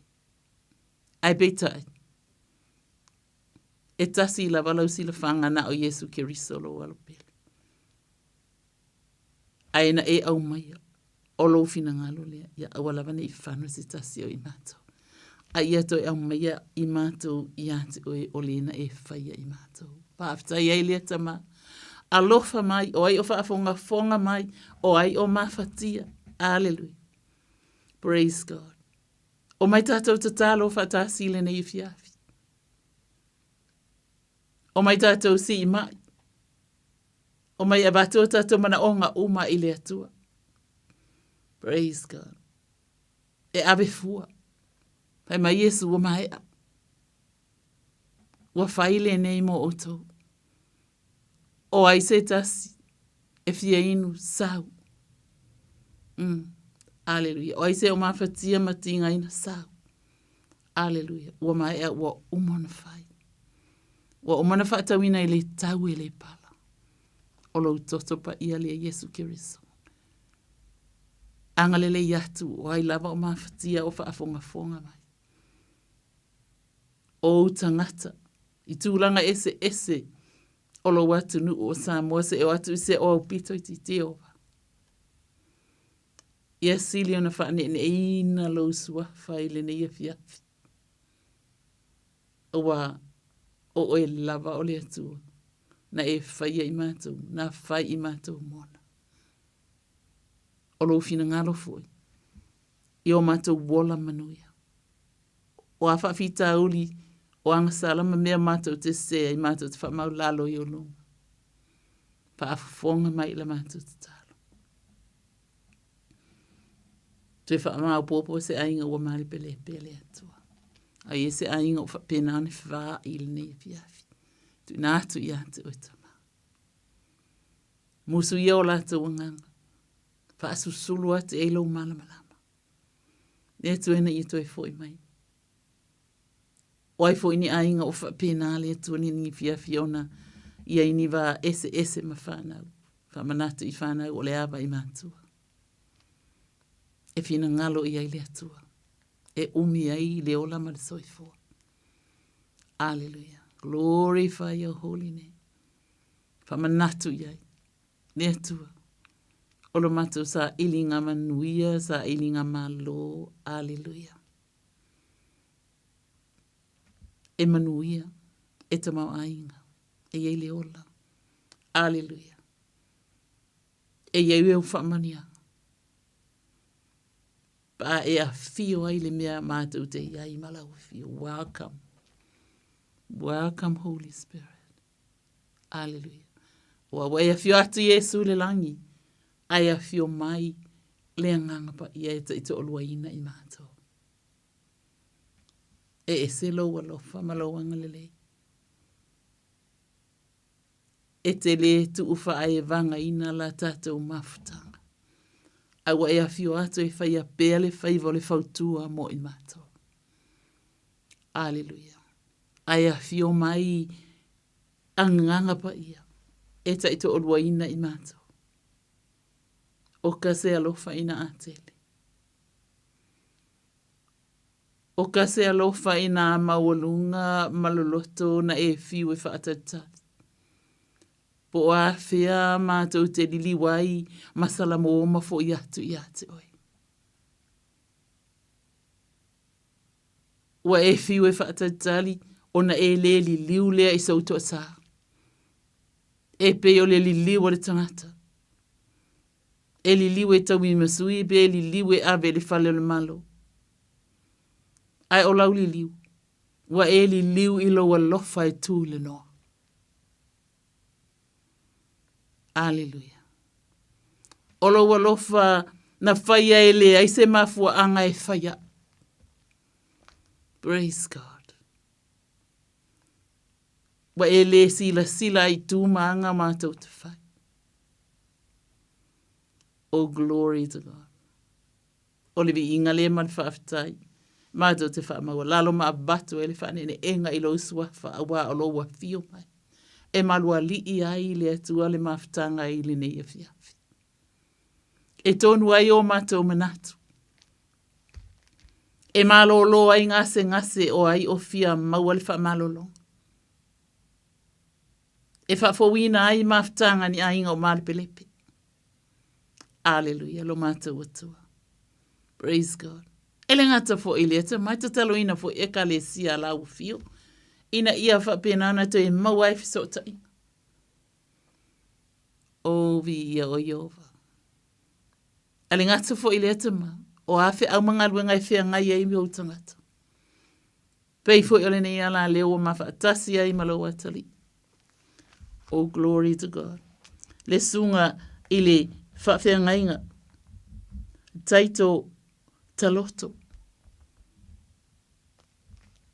Whaaftai le atua, I lau whaunga mana, ele nei te maa. Wa leva ona e walawina, e whapena. Ona whaia le whaiva o le tala o lou fina ngalupai. Ele tau mate ina fo ile tele wanganga, wa manu malo ina, ilana au nanga. Ia ua mātou loa. O oio le atua whitalai. E te whitalai au na lele e ma le whaamaoni. Ulu whale maia.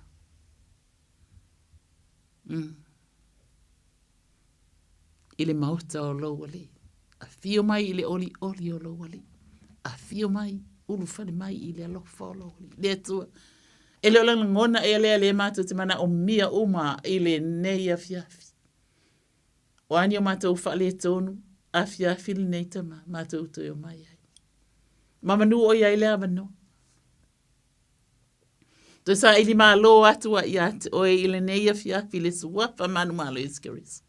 Leli ie, e au le pule e au le mana. Ele ai lava se alofa e tusa ma le nalofa. O le mātou te talo lea. Lau whaunga mana le atua. Whau ui le ala leo le neita ma au le radio Samoa. Ele ngata fo ilea.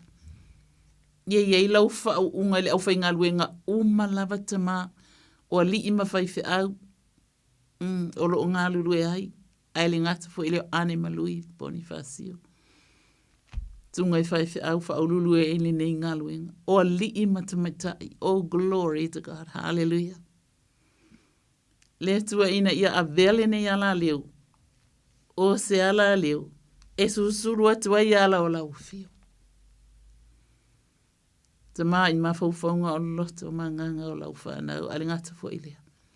O lau whaamalo longa mamana. Vi ia o e tamaa. Vi ia o Yesu Keriso. Vi ia o ele ngangopai. E ala ia Keriso Yesu. La matou vala au. Amen. Ma ameni. Glory to God. Hallelujah. If I tell fatu Samoa. E se lele lei o lo tatou watua.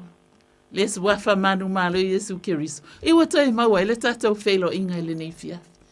E angalele ia tu fo ile atua ona ua whapena. Ona le ato le matou au whaiwai. Ona o lo whapena fo i ona anga ia tu mo le sunga le whawhenga inga ia salome. Mo nisi fo i o fofuanga ale ekalesia pe ona iai. Hallelujah. Ale melele iai le atua e ina, e inei. E iai le mea e iai ila to uma oe. Ana, mamata tau ia te ia. Glory to God. Vi ia lava lo tatou tama, whaaftai Yesu Keriso, whaafetai anganga pa ia. Hallelujah. Praise God. O le tatou whaamalosi. Hallelujah. E fia whaia ile nei fia. Vi ia lava lo tatou utua. O le roma e valu whai upumumua. O le nei. Awa le ai se whaasala o ia Keriso Yesu. O e le sa vali la le tino. Ai la le anganga.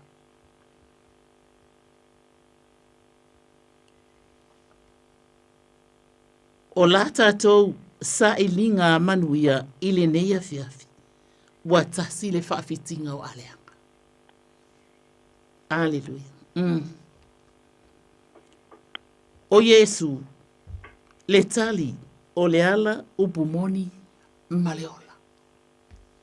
Aleluia. Li ialo tātou watua. Praise God.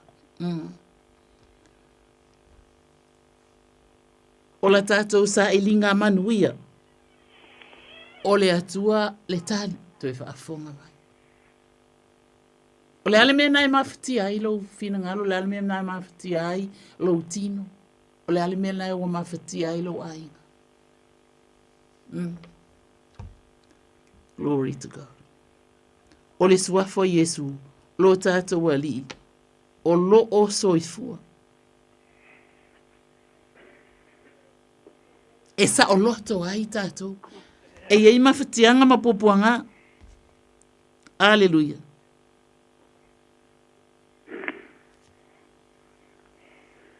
E mawhati ai loto manganga. E le ngata fo ilena.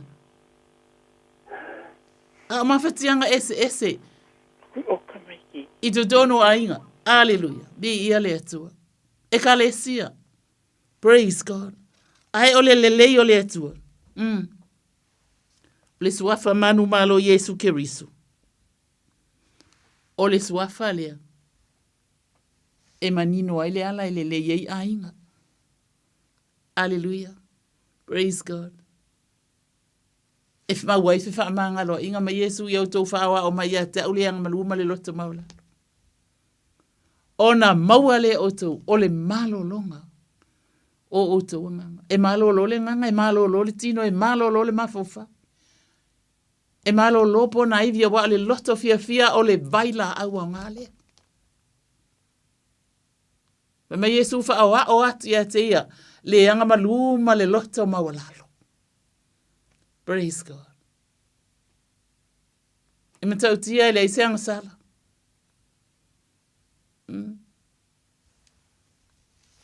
Ai le ise mea o lava ele tu feanu i ona fonga ma. Tu ina o lona tino. Mai lona tu mua ise o atu le alofi ona vai. Ai ma Yesu, Samoa. Wa fai lava le nei mo oto. Wa maea. O ia o le vai. O le vai ola. Ta ele ai. E mama ai. Feinu ai. E malilie ai. Praise God. A ifa fonga mai ili ni fiafi. Hallelujah. Ele I umale mana o le upu ale tua. Tala tuspa ia. La venga lue a Yesu e o mai taimine. Pe mai olo o fio ai o ia ele tu tau matau o le atua le tatou tama. Olo na whaia pe ale fautua. Praise God. Oka se fautua ina a te le. Oka se fautua ina a mata ngofie. Oka se fautua ina a lofa. Wa tatou ia ile vai tau olo o tatou sauni uni e fe mai wa lata lo na toia fio mai. Hallelujah. Ai awane ngalo Samoa. Tau so atu lava neu. Olo na toia fio mai ele toia fio mai o ia o se faola. Ai a fio mai o ia o le whaamasino. Ai mamanu o ia ele taimi. Hallelujah. Ia le na o le maua o le whaamalolonga. A ia maua fo I maleola e whaavavau. Praise God. Ona wata tauloa. E lua no foanga. O le whaafanonga e whaavavau. E a maleola fo I e whaavavau. Praise God. Ina ia tonu lau whiwhiringa ma lau whiwhiringa. Tato sa ili manu o maua. Hallelujah. Glory to God. Ia Samoa. O le tato whamalo sinina. Tato sa ili malo ile tua ile nei fiafi. Glory to God. Hallelujah. Ia le tua. Tama le alo malenganga pa ia. Ia o tala atu ma tato laina. Maro sei fua. Oi, ta lofa. Oi, hotel. Ia vi ia le tua. Ia le tua le ia fia pa ia mana matango fia saunoanga al fatua. Hallelujah. Ia o apa le lunga lenga. Talo fa apa. Wa mai o tina. Ia vi le atua. Tai le atua molnia fia fa fe time bolo wa vanoa. Praise God. Ia vi le atua. San. Ia e mo la vana vatule fa fe time le fa malo ia o lua tina. Hallelujah. Ia o ima o hoi. Ni mana o fo i telo ma tua mal to ingo i ma o ma si o to lo e o ngia paulo alo fangie fo taimi fo i fa le ato to fo le malo si le taimi e o le fo i taimi o le tu ina tu la vai lu marta to fo ngo talo i ma o ma ta ma le a inga ia ai me se fo si ma fa nau ia epi ma sem alo fangie fa nau tu ina tu la vai lu marta to fo ngo talo alo fangia fo isi o mata uso o akenese. O lo i tutonu i el fale mai o tangata matua. Lo fangia fo isi tala mo ia. Alo ioe, alo fangia se tala mo le uso. O a fo i lato maftanga mana i uso fo o lato fatasi. Tu ina fo isi o uso ia ngila. Alo fangia fo i nila. So ani atu mo ia. Ioe. Sia mafa nau fo i Samoa. Alo fangia i lato fo i maftanga i Samoa. Ia, sia mafa nau fo o lau matou fo atas i nei. Alo fangia fa nau ia epi ma Sam, Monica ma Christian, ai mese fo i Oscar ma Kapeli. Alo fa i mai ia i ma ua ma fa nau. Glory to God. Ioe, ia. O mana onga ngā tina i nei po. Amen. Ia le atua. Ia vi ia lava le atua ro nā lofa mano nā ngā lei. Praise God. Amen. E matango fia ia lo sau noa mai i te taulongolongo. Alleluia. Ma batu lo a inga i lea fiafi ma lea fiafi o le tātou pon te talo. Alleluia. Ia wai a tātou wo ia i olo ia i o ba upo le ola.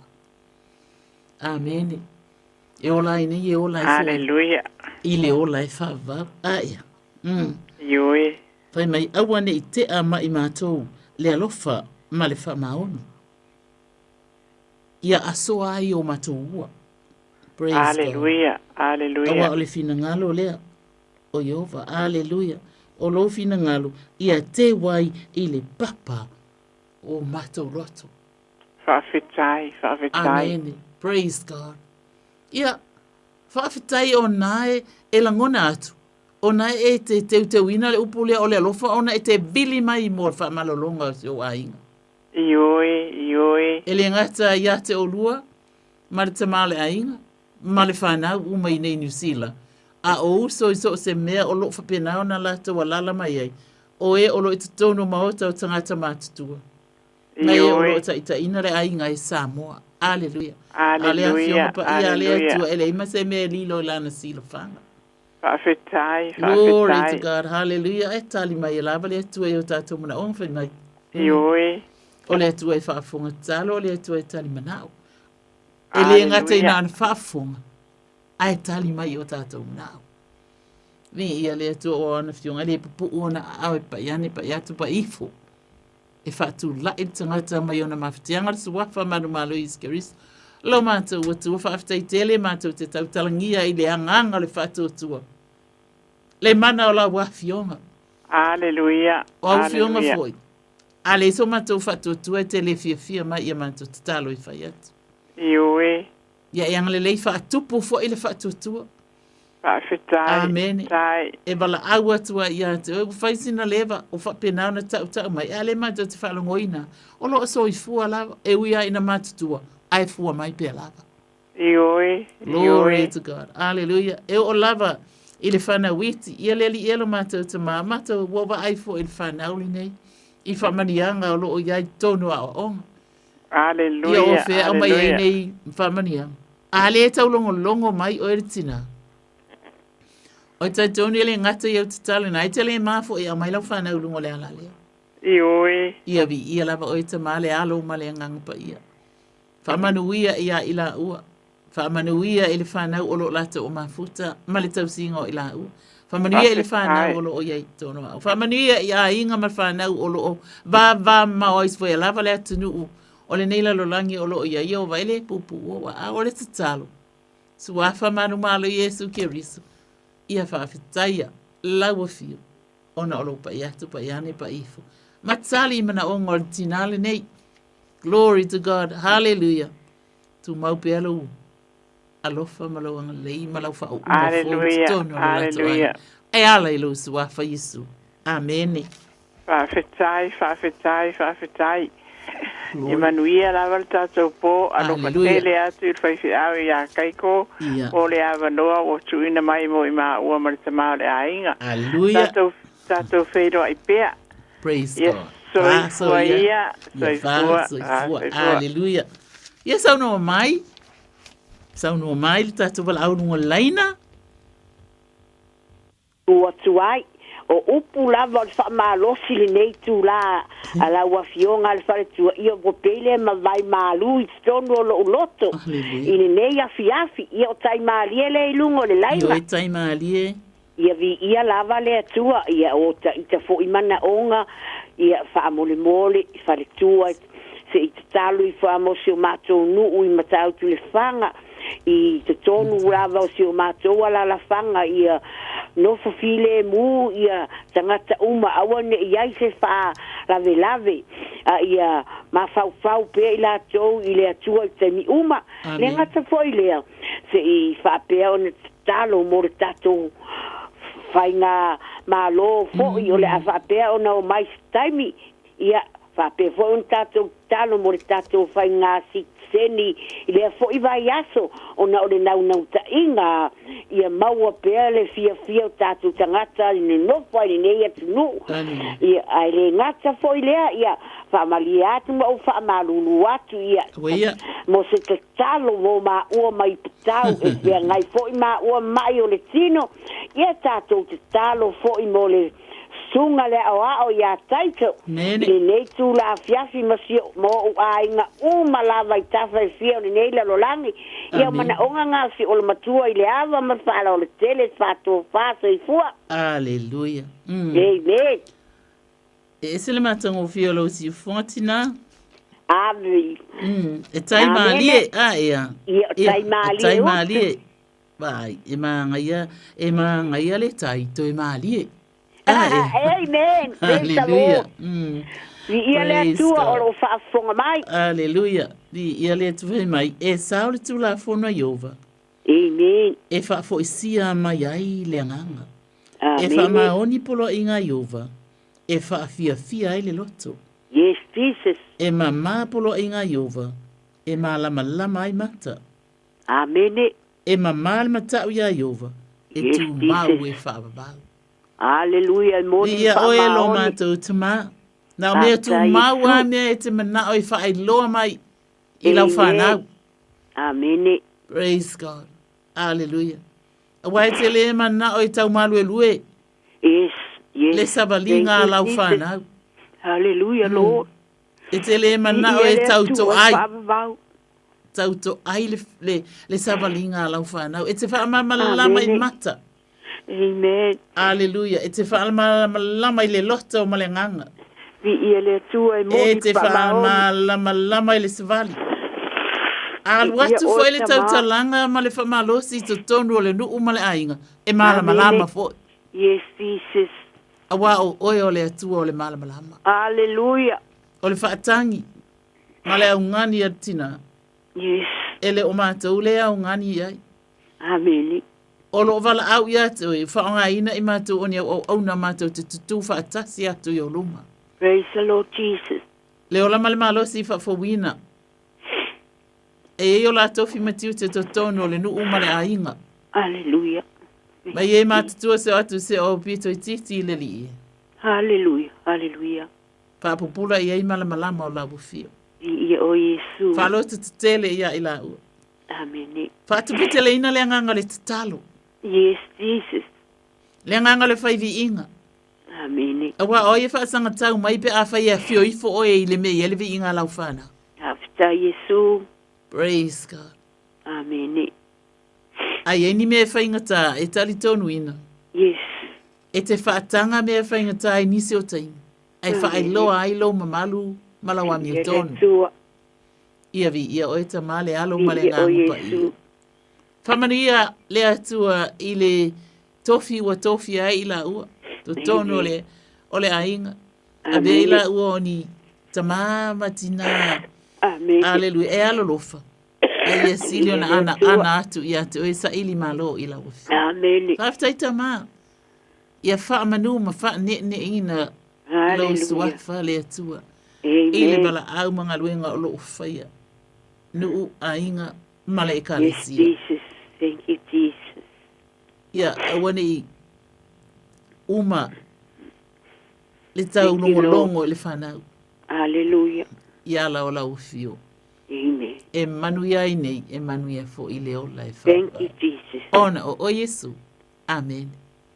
Amen. Glory to God. O le anganga lava ia e le ia te au se tau i na o le atua si la fia. Alofa le atua e fua i pea le malosi lua soifua. Na ia fai ai pea o tatou maftanga i le asfalaile ma le asfalaile i atu ua fo i le ia le maota. Ia ona feiloa i fo i lea ma whanau ma a inga. Ia e maite ia tatou maftanga talo li nei po le ava mat pa alo lava so fa ia soifua soifua ia aleluia ia fatalo fatu tatu val aulunga le laina fa ai lava fa yo o le o maua le va no fa auro aleluia ia fa sai lava o le maua tu le suafo o la fionga talo sanga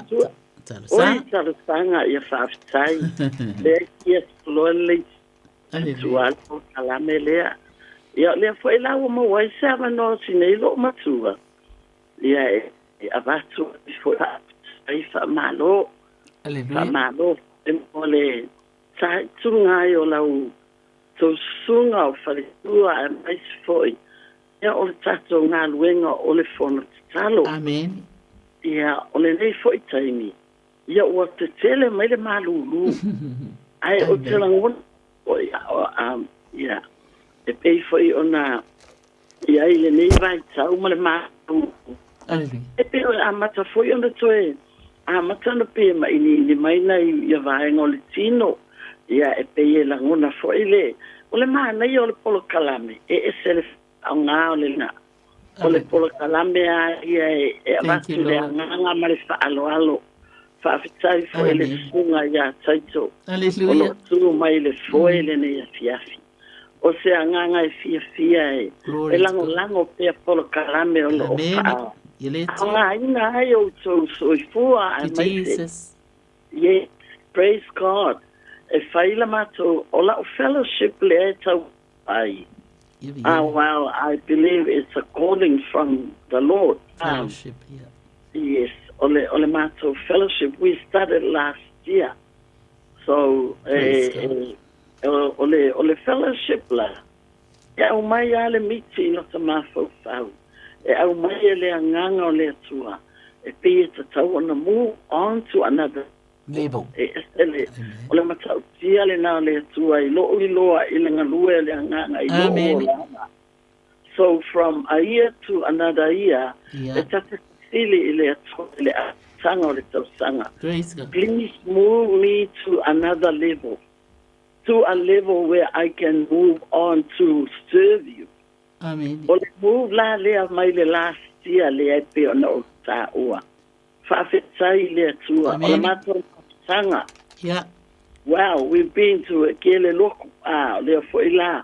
Ai au mai ale vala au ile tua elisi taimi. Move elisi vaenga. So it's a mission field, as I can call it. Yeah, we have to be intangible expressions of Jesus to the world. Ai ete foi le mana yo le fa longo atu. O mata upune ma polo kalame foi. O lo o to nga lue ai to sunga ma faletua lava. Fa fetai. E wha mahalosi mai I le isi tu. E wha pēnā la le avatu ai pewa o langona nei tu la. O le a avatu pe I luma wha mole mole. It's a talo I foi pea mo la mato fellowship. Okay, o le la. Ola o fellowship. Hallelujah. Yeah, ola lau lo La ingoa. lau, talo fa la lau. Yeah. Yeah, sai lava talo sanga. Hallelujah. Yeah. Ole fellowship la, ole sai I lo fale. Dia le tua. O te fia tā ua. Ole nei complex pou o te mū mai ai. Ai mū tia last year. Praise. Ai ole matau tia o le tua. Ole matau tia foi ole malosi ole. You know this side here. Le kule o Mount Albert okay ai. Ia via le E tua. whai lau tala. Ole le vatupea I luma o nei mana o mia I le tatalo. Ia. O lau tatalo foi na ia si ole ta foi aule na mato ngalue. Le ala tau mawhai ale fellowship. Ia si au nona lo na suafa. O au nona. Ai ole mato nona. Lona, Iona. Nona I oi fale asi. Nona, okay, ia. E pei ole mato fellowship le na amata. Ia, ole ala oai, ole tala. Ole no fuanga le ute I Mount Albert, I Hendon Ave. O fale ia o e fai aku o angaka le malosi e whawhetai le atua. Mea nā lea le ona o mana o mia le tatalo. Ona o I e ia le awali I whinge kulou lava. Se o le au drugs, o le au mental health. Waka le I opo la me o ngofo whaakasi ngai ka mai ki whainga le au te. But it's a challenge. Na le la tatalo atuai. Ona o watu mo mai tatou laina. Okay. Mole sanga ya batupea. La la. Tatalo I ona e nai te my mental health. Ia le tama. Ia ai pui ma ia mau ole ala wa ia foi ia ai te ona I fa uma tula tala. Ole ona tau tio e tua. Ona I te ni te foi ne e sau mai oi piutan. Students. E ala wa ma to e tupu ele nganga fia ia tatalo pe fa malo. Hallelujah. Mole faftai lava mole ava no. Hallelujah. Manu ia o faiva le nei po. Faftai la lau. Fai mai tala tu spa ia. Ia. A o lo atua. Filipi e fafa e pas fuluiva. A o lo atua. Na te fa atoa ia te outou mea tau te matiti vai. Praise God. E tu sa male faulai o lona vi inga e ia Yesu Keriso. Hallelujah. Ele o se mativa la I mea wa e maua. Ai pei o tu maanga na e faifo. Yo au tafa. Na te va ai ele mativa fale nganga. Yes. Hallelujah. Amen. Ai fai mai la. Ia o tou oli I li ele au noa. Hallelujah, that's my special, yeah. Hallelujah. O te whai atu, ia o tou oli. Ole le leila le nao le atua. Yes, amen. Hallelujah. E whainga tāna oli se isi ni mea whainga tā. Ni mea le ana. Ia. Ia, ai ole tasi le ala e maua ele oli moni. Wa a whaolaina se tangata. Pe fo I mai se tangata. Pe manuia. Ia o le te whalongolongo atu. E tele ni whaafita auri. A ole mea tonua. E le te ite ia batu iai o ina ele atu. Amen. Yes, that's true. Glory to God. Right. Hallelujah. Hallelujah. Faftai. Praise God. Yeah, e to tele tangata whabena. E abe pa me o mātou le fia o io. Whai atu oi. Ai a whaafere calling a le atua. Amen, yes. Sa o mawai fo ia. O musu sau I o taro. Ai whai mai le atua ia te. Oi, ngai whai mai fo I ke fia ngalu e moa. Aba ila lele e mo ia. Au makua ia alu e se ale ango. E o mai tangata tusi lunga o fale. Yes. Hallelujah. Ole matou fale sa ngofo I luma le au black power. Hallelujah. Ai whai mai le atua. Oi, nga e ole mai ngai whai mai ke fia ngalu e moa. Leo, la Amen. La e fai me ke alu ese. E ke fia alu la I ole mea le se mea ngalu e ke ngalu e ai. Yes, that's true. A ole fina ngalo le tu fa me yo tatou sa ili. Yes. Le atua malana mi tonu e mana o la le atua. Ia whapena ona whasusuru atu ala o le ami tonu i nei tangata. E la mepa mo e la to. Amen. Amen. Yes. Ia lava le atu. Te ma e whaafonga mai le mana onga olo a fine. A le wa e whetalai, wa e to e whetalai ia te ia. Amen. Amen, Lord. Pai mai, ia o tautu ina atua o tau tino i le atua. Hallelujah. O le taulanga ola. Male pa ia. Male malie. Aleluia. O le taulanga ola le nai te whaia. O le whaola mai o tangata. O le taitai mai o tangata. Le atua whamanuia le lato fon te talo. Whamanuia foi i le sunga i le whawhiangainga. Amen. Aleluia. Whaatupu te leina ia lofina ngalo o na ua matauloa. Wala talo toi a fio mai. Yes, Lord. Thank you, Jesus. Oh, hallelujah. Praise God. Ia whapena ana whaanga ina le tinale nei mai lātou. O loo iai, ia maua le loto te tele. Amen. Ia maua fo i le loto alofa. E pe o Yesu Keriso e tinga ana tātou whaale tonu. Ai alofa mai ia e tātou e sele alofa. Sama. Au mailo na ola e sui ia e tātou. O lona fina ngalo, ia aua lava. Amen. Aua lava nei whano stasi. A ia maua uma le ola e whababau. Ia le atu ola mātou tuma. O te tatalo ina ia whaatupu tele ina le fia i loa fine. Ia la lau. Hallelujah. Yes, Lord. Whai o ia mawhamalosi i le autau o lo lata o ngā lulu e whaatas. Thank you, Lord. A batu i ei whaasusuru i eilo malamalama wa o oe o le malamalama. Thank you, Lord. E malamalama ai i lalo nei. E malamalama i foi le ala i le ola e whabavau. Amen, amen. Ia vi ia oe ta maa le alo ma le angango pa ia. Glory. Praise God. Hallelujah. O le ngaluenga. Au noma oe. E le mwhai ona whai. Yes, we can't do anything without O le you, mea Lord. lea. E wha atu. A ola wa fio foi. E te mana o foi. Ina ia oe ngā lulue. Ia ona e apa mai lea ma whai. Hallelujah. Yes, Lord. Ia whafta, ia mavi, ia mwhamanu, mwhanene, ina lo suafa. Yes. Le atua le tamā, le alo ma le ngangpa. I tamā te talo ina fo ilau whamalo longa ia i lato uma. Hallelujah, Lord. Mai o lato tumai se o atu le lofi o lato vai. A batu i ai fo le loto te tele. Amen, le loto a lofa. I tangata whapene. Ta talo atili ai mo le lau ele o lo o iai. Melika. Ia whapena, ona liliu ese ina, ia tū lango, ia a vea malau ele e fia, ia lau fia. Ia ta maa whaftai. Whalo te tele tinale nei, whamaria le whaunga fau. Oh, hallelujah, Lord. Mai tu mua se o atu le lofi o lato vai. Thank you for your blessing. Ia whaamanu ia ai lou fina ngalo tama. Yes. E ala i lou suafa Yesu. Amen. To be glorified. Glory. Hallelujah. Hallelujah. Yes. O kalamata no fie. Whawhetai ese fo ele. E moni ai upo le fionga le tua. Glory to God.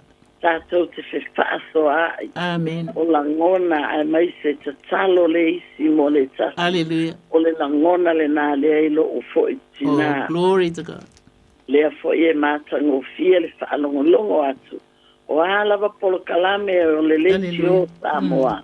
E ese le mata no fie. Amen. A wai whaola o la ai o tātou anganga. Amen. Ia ai mai te we can be, and we are blessed to be a blessing to others around us. Hallelujah. E ta talo foi o e mo matou. Hallelujah. Ile swapa Yesu. E mana tua pe foi le pono talo i la tunga per tua. Hallelujah. Ia manisi foi o Ia. sitina e matanyana. Ia. Olo apena foi no atu inisi pofuanga lo fai e foi. Mo le tala inga lava fo na tanga o lo fai. Fala potonga bi Yesu. Ia fa taila batina. Whaatai mo le avanoa nei po, ia whaapena, whaana sanga whaamanuia pēle atua. Praise God. Ma ia sanga whaamumui na pēle la mepa mawala. I receive. Thank you, Lord. Yeah, thank you, Lord. Ia whaata, hallelujah. E whaataro whaatu tatu para aununga le laina sau no mai. Hello, talofa? Talofa? Talofa sanga. Hallelujah. Talofa. Malo soifua. Hallelujah. Malo fa malo sita toma tanga talo ni tula le po. Amen. Ia la vale tua. After fu mo pa malo sin ne tula fia. Oh, glory to God. After tele mo talo sanga mo lia na fu vai aso mo vai atu. Mo sia we kale sia si tomato ina e mo si fu yo utina. Amen. Sia fa now. Umana yo ainga umalava ulinga titono ne tino uso se tu la. Amen. Ai o mana o masa ni lava tu ina sanga pa mo mole. Yeah. O fai tu ta sila unga me po e di iale atua. Yeah. After ya Yesu fa ta si mai matatu. Ya. Ya amene. Hallelujah. Ya. Le fa ngalu si tomato ina fa malu mana fualo. E masi sia we kale sia to umalava ya ina taitasi una itamam tina matua. Se yo na yalom fa nau. E foi início lá teu lo fata o lia pe ma tunga le o langa tu ina tu no matatu fo talo fa mo le lava ya ma se foi a tinama na yo ainga u malava o sala so se tu la lang mal ne tu no o lo ya foi início fa na o ma se foi o tina yo lo ma o le fulu fa tai fu mo talo tanga ina va ya so ma va ya tu no le vala au pa ia le tu si o matu tina matu ia la ngona al ma pana pana bi ia le tu ia tu ina tu fu si o wa inga o lo sa ni tu fu ni si malanga tu America Samoa ia no le vala au fu ia le tu si ta si fu ia tina le nei a inga ia tu ina tu lu ma ta tu fu talo te ia tu la tu le a fa malanga tu na a lo fa ata luina mea umale manuia e ia le atua. Sanga o mana o ngana tu ina tu lo matatu fon talo pa mon mole lava. Hallelujah. Tina lelei. Tina tau longo longo. Amen. Tina matau ya Yehova. Hallelujah. Hallelujah. Tina talo. Praise God. Paftaita ma. Elefa pe e pa yel tinale ni taulong atu ya te oi. O mea umala vai tono la inga tono le kalesia. E o ofo ia te ia. O lona manao. Ia mato tutu fa atasi atu. E abatu ia te oi. Hallelujah. E mawele fa amalo si anga fo ilo mato fa pena on fitu fa. Amen. Hallelujah. Wa fionga o le sulu lea i o matou vai. Ma le mala malama i o matou wala. Amen. Thank you, Lord. Le atua. O le ngau ia e satani o le fia. Ma le oli i to tono ainga. Le atua. O oi. E te whaaleanga ina au penga umalfili suafa manu malo iskeriso. Hallelujah. Ai ei fo lo matou tartunu. Ei fo i vai tau o le soifua matua. Wa e fina ngalo ai. E toi a batu lau whana. Hallelujah. Amen. E te talo ina ua matou lo oni tina, oni ta mafo i wa lolo la tau soifua. Ia awa ei fo ia o fionga. Oni ta mama ni tina e whaapea na mātutua o whaafua lolo na soifu. On tangata e le ngata ina awa i mātua. Ai awa fo i lawa fio. Whaafua loa ai lo lato soifu. O te talo ta mā. Le suafa manu malo Yesu Keriso.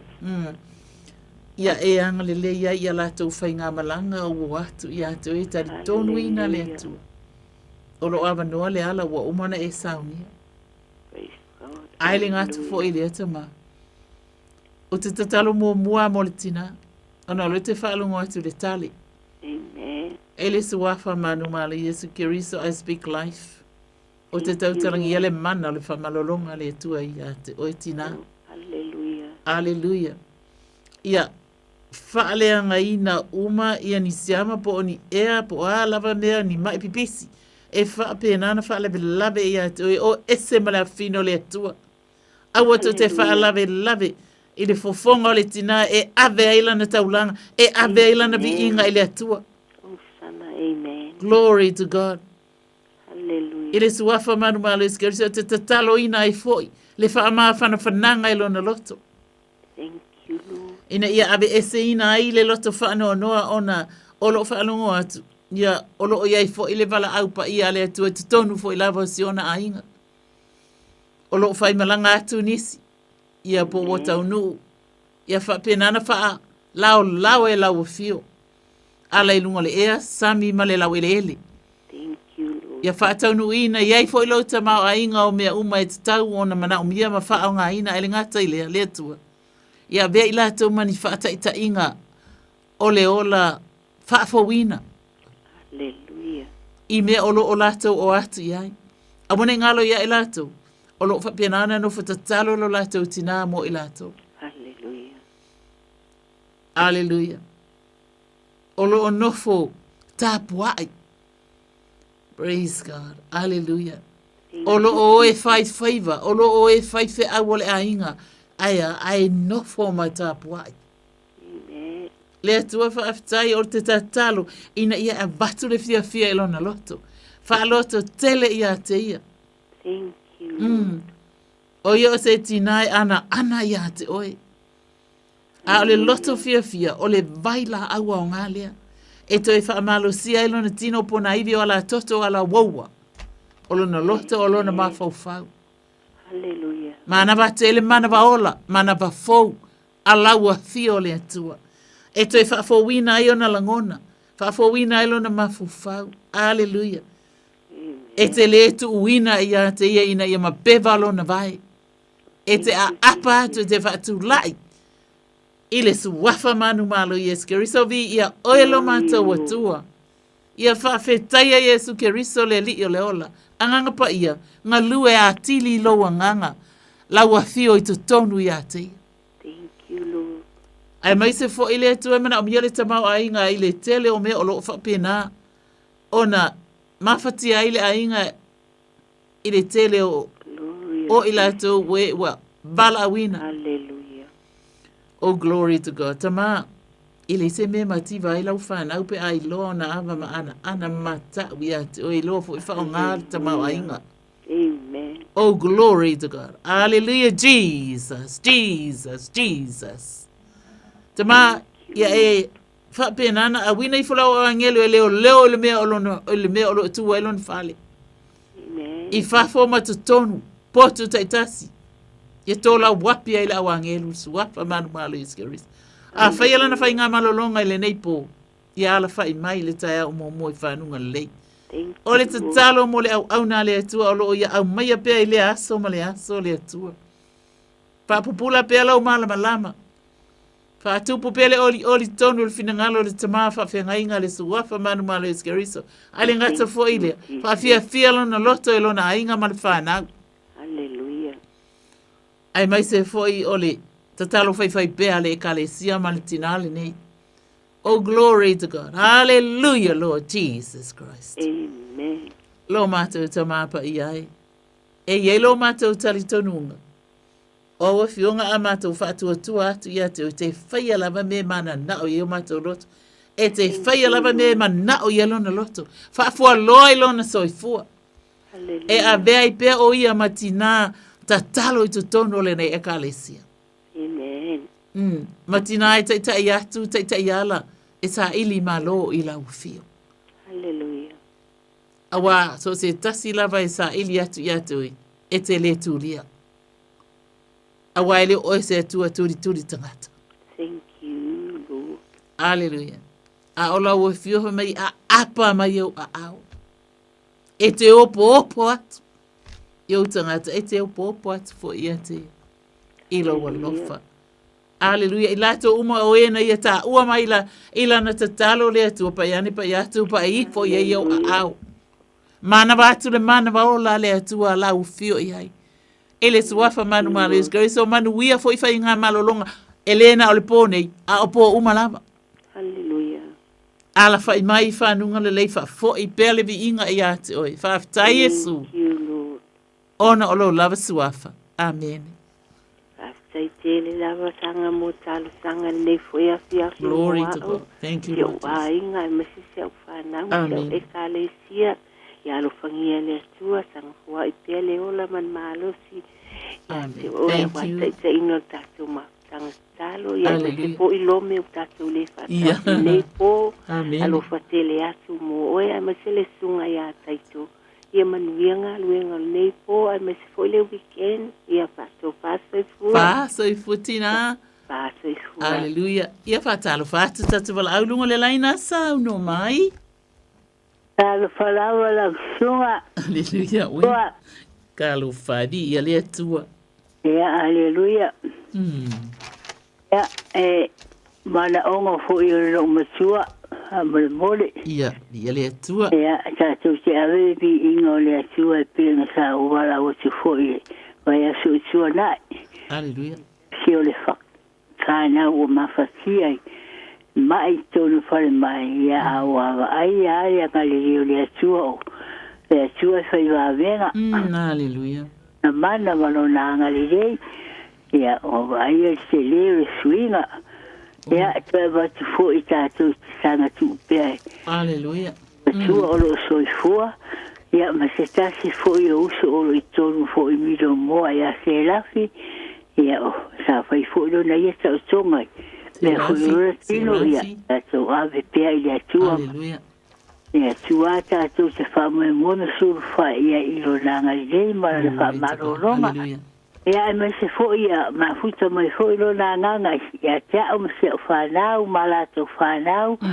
Ana wala to fana wi fa pia na sanga fa pupula ti mai na mala malama ya to ro na ola fa tu so moni mana ola tua e kai na yo la to nganga ya to ro ma sa usia la ta to tua e me se fo i se fa na o ya tu no mau e ta ula o ngova tuari ele ta tu sai ya yo Amerika ya Alaska ia Australia ia me se fo Samoa se tatu atunu o ia fa mo mai tunu ia me se fo yo ile tonu ne ia tunu o fia ngai mga ruenga amen awa o ma fa peo na ia tatu talo sanga ia peo na sa ina ai tatu oh praise God o tatu ai nga tu so ia ole ole nga le ale ro ma tua fa mo mole hallelujah ya se le yo le atua Ameli.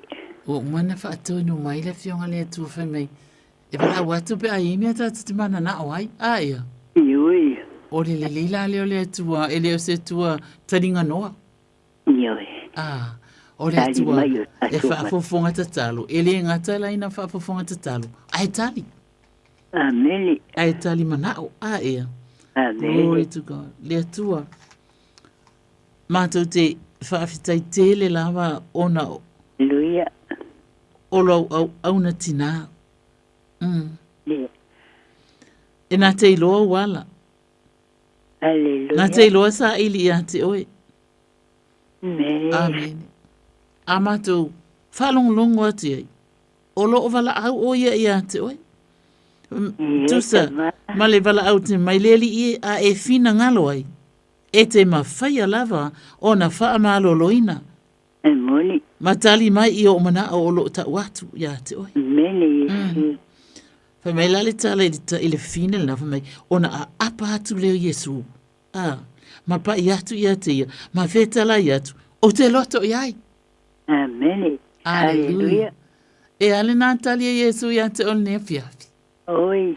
Matautia. Hallelujah. Leanga le leo le ali. Ioi.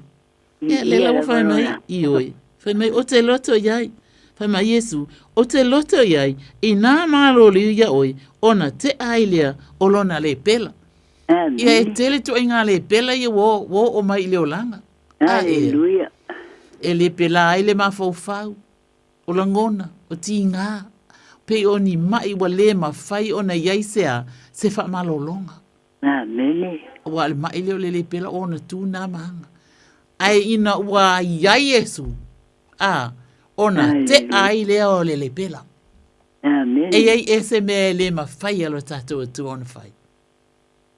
Mawhai e mea uma. Amen. Fai mai ona a apa atu lea o Yesu ia te ia. Ma pa i atu ia te ia. Ma whetala i atu. O te loto iai. I nā mā lolo ia. Hallelujah, Jesus. Fai mai la ia le tala ona te ai lea olona le pela. Vi ia o e tamā. I le suafa manu malu Yesu ke riso. O oe e te a ese ai. Mea fai ngatā. Mea ua le au ia ai le malamalama o le foma. I le au ia le malamalama o le tangata. Whawhitai tamā. A o mea ia e wha a wawai le matau tia o lo mana. Amen. Praise God. Awa ai ese mai whaingatai lau fio. Ai ese mea e te le mawhaiona whai. E te si la fia umalava le tu mua i le tangata e o atu le alofi ona vai. Amen. E te si la fia fo le tangata. Ai le iala mai le tae au maa mata na ngā luenga ona vai. Hallelujah. Ole le leile a oelo mātou tamā. Oe tamā, whawhitai. A apa atu o a aoma e pa i atu i lo mātou tina ai le nei a fiafi. Whawhitai Yesu. Praise God. Whaatupu tele ina ai lona fia. Hallelujah. Ia whapena foi ona ana ma usita ia e le whanau. Upu e tautalangia ia. Wa le ua mātou lo, o le tinana te iro tautala ia wa fionga. Amen. A o la wa fionga, o le suru lea. Ia mātou bai, ma le malama ia mātou ala. Ia whapena na la tau whaalongo o le tinape a tautala atu. Ia o la tau la ngona ai. Le malama na te abatu ia te oe. Na te abatu ia te ilatou. Mai ia te oe le atua. Oe tamā. Ia oe tamā le alo ma le ngangpa. Ia su wafa manu ma le eskeriso ala toto pona ivi. O lona tino ali. O oe fo wai mea uma. O wa o lewa ia keriso. O le tangata fo wia. Ua ma vai mea tuai. Ua faa fo wina mea uma. Money. Hallelujah. E whaapena aile tua ona e paiani o whea lava o iai la to uma ia o lo ma natu iai matau longo mai iai ele tina e ngalo ia i matu. Aile ngalo ia te oi. Nei oi su. Hallelujah. Ale wa matau loa awa fionga. E o lava i sina manuiti e pa ulunga le fonga ele. Ele ngalo lava ia te oi. Ele lilo lava i lau sirfa. Amen. O le mea la le te whaaloto tele mai e tina. E te whaaloto tele ai fo ia i latu. O e o whaafonga mai ele nei a fiafi. Hallelujah, Jesus. O waito o tele nisi ale o mawhai o na vala au mai. Hallelujah. Praise God. A lo o whaafonga mai le tatou fonta. Talo whaafitai tapua. Hallelujah. Hallelujah. E tali tonu ina la. O nisi o mana onga o lo vala au mai ai.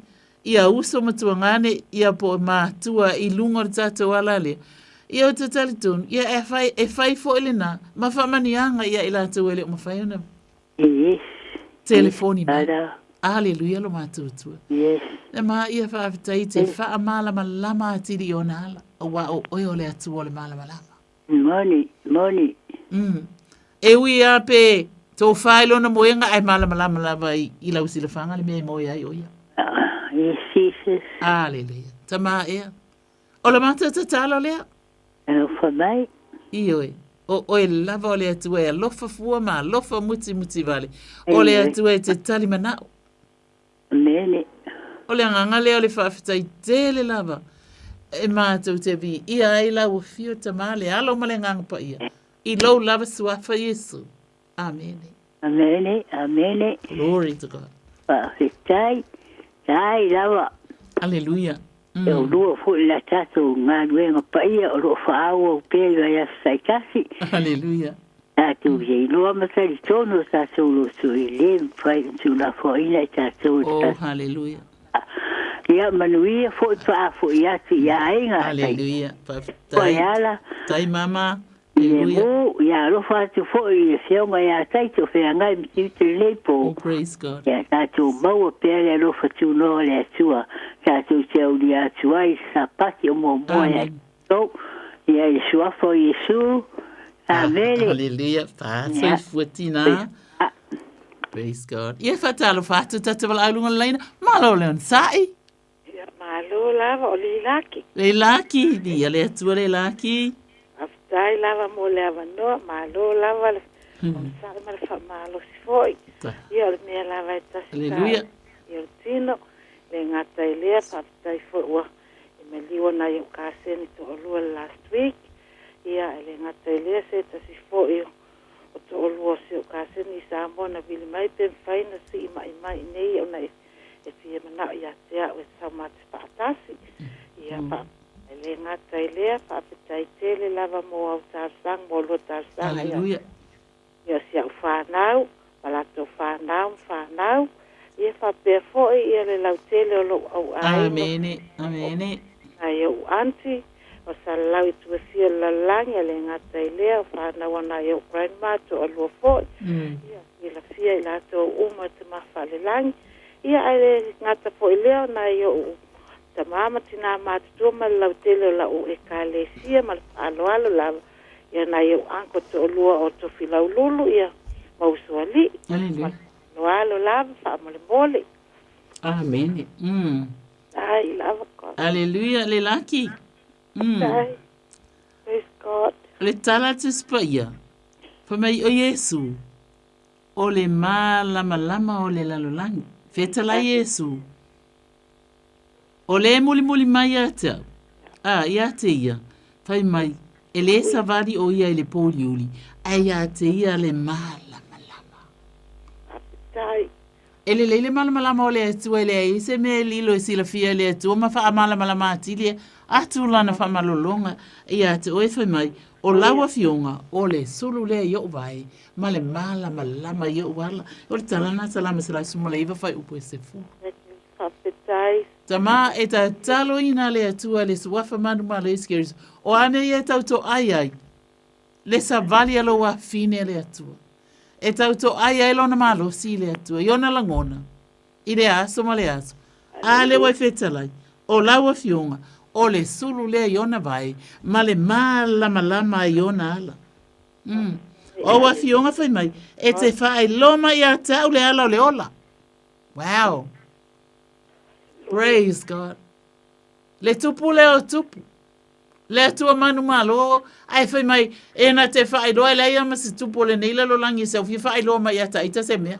Luia a o le tupu sili le ai fai mai langa fionga e te fai loa mai ata le ala o le ola e yo luma le fia e malia e lotu tamatau le oli e favavau hallelujah oh praise God hallelujah fai mai yo luma ai lo tu tamatau. Ia ai le tu tamatau le o Yesu, le tu tamatau o le tua. Lai fau tua mo, lai fau tua mo tato. Fai mai ai lo tu tamatau le oli e whaavavau. Le ai tau talai simona fai mai. Ia salamo, se laurua tasi fai mai. E whaasanga e o matai maunga, e o mai ai lo fisoasoani. O le makau kia la le mea lea. E le fisoasoani mai le fo mai. Ai fai mai, o lo fisoasoani, e mai ya i e ova lea na e te maua mai. Kei loa, kango a kiri e whai le upunu na i le atua. Wai tama, le o ki ngā i, a wai e o te sulwhai ai. Pa i mai au a au i ova o oe te sulwhai ai. O lo fisoasoani, e whai, tama o la wafionga lea o te tau tala i ai, o la wafionga e le fo i fua la la upu. Aleluia, tama o la wafionga e le fo i fua. E le kau ko ai ma kau sipa la usavali. Aleluia. E pa pena fo ia ma la ua fo savali. I oi. Ai le o le tuva tama fai oi mo to. Te a e lunga o le radio Samoa. Mo a e fo i lalo. E mo savali lunga la wala mo oso tono tavali. Kei luanga oi. A fa pea o le tatou tamale atua. E ei o tatou langona la e te tauna tatou whapena. E te tau tala o lo tamalo o tau tala iai. Whaku tama, e ala po oso mariki ngā o lea mea tama. Sua fa Yesu ke riso, o mana e whai mai malolo ia ulo walo pero Yesu ke riso. Ia o au fo i o lo wafine. I ke langa o ele mana o ia le atua i ele tatou feso o ta inga mai ia. Hallelujah. E ke alua kua ai o lo tama. Wa e alu se fo mai e ke la ko ngofo fa kali le lo tai mi le fo mai. E alu lo tama. Hallelujah. E ke la kua e alu sa o lo ai. E le sua fa Yesu tama wo sa fo. Hallelujah. E le ka sa se fa mai o le ai fa kali la kakalo. Se i langa la e fa kakalo o le loko le ai kale sia le la e fa la bla bla ku la tata. Ma ai o la le o le tu. Wa a vatu sa o tonga, wa a mai sa o tonga, wa tata o sa o lota o mai, talu le mali o ke riso Yesu. E ali laki. Aleluia. Ndi oi, ke longa oi, o le lofa i o le atua ia te oi. O i lato umai ana na telefoni mai nei, o i lato umafo i lai, ele umafai ona o faitau ina mai, lato kome te runga le, o le telefoni ona na o aule i. Aleluia. Ai fafitai, o le mesiri ai, o la esira fia Yesu o la tomana o uma. Ale o ia ila utatalo, ala o ia a Yesu. O kora mana sakara hisi kirianda, ho kiara mara sayara tamarasha. Aleluia. Io ele mata tamapa ia.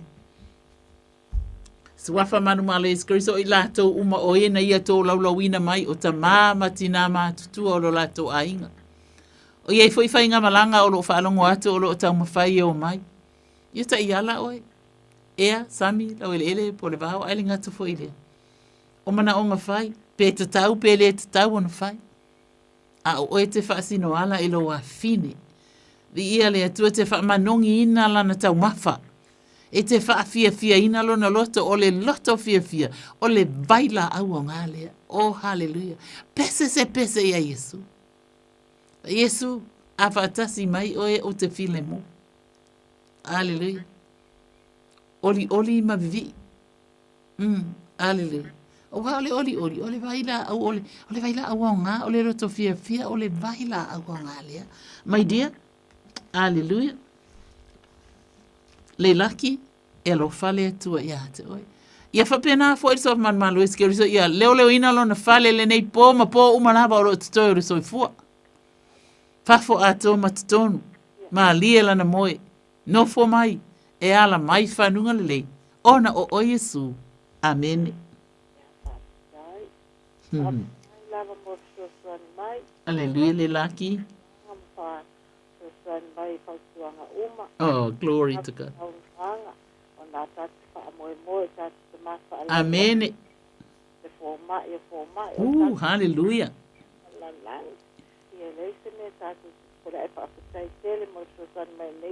Hallelujah. Amen le laki. Tai lava.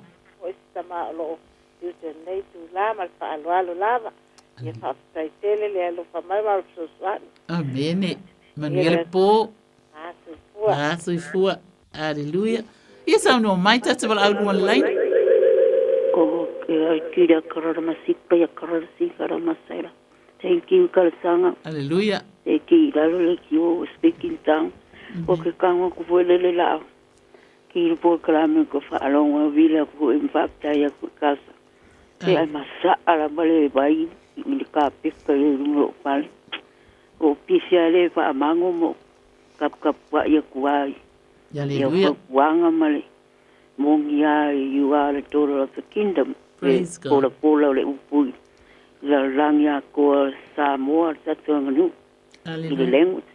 Ai ke vila ko va kuanga va tai mangku pe ko kalsanga mangku mai fo iko pa molmoni. Hallelujah. O ko manga o le manga o ke le siak pa nga o Australia ta mola ye.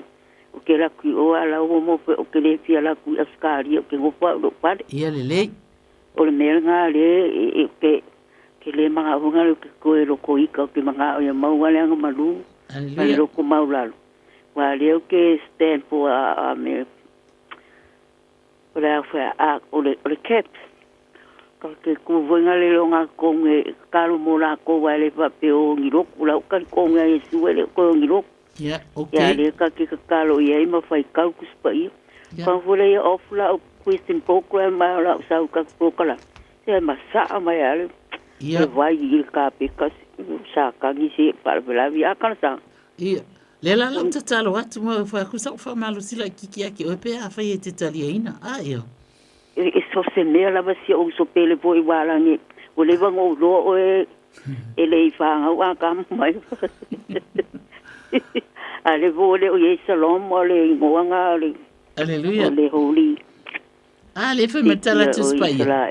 Ah. Fa metala tu spaya te fa ilo mai ata le ala o le ola e yo luma le fifia. Ia. Amen. Ai lotu tamata le oli e fa vau. Ai awange e koe va ai mea ngai ele ka kamu i fo mea ngai luma fa la vela vi o luma. Anga le fa merkala ku spaya. E te fa ilo mai ata le ala o le ola. E yo luma le fifia. Ah. Ia.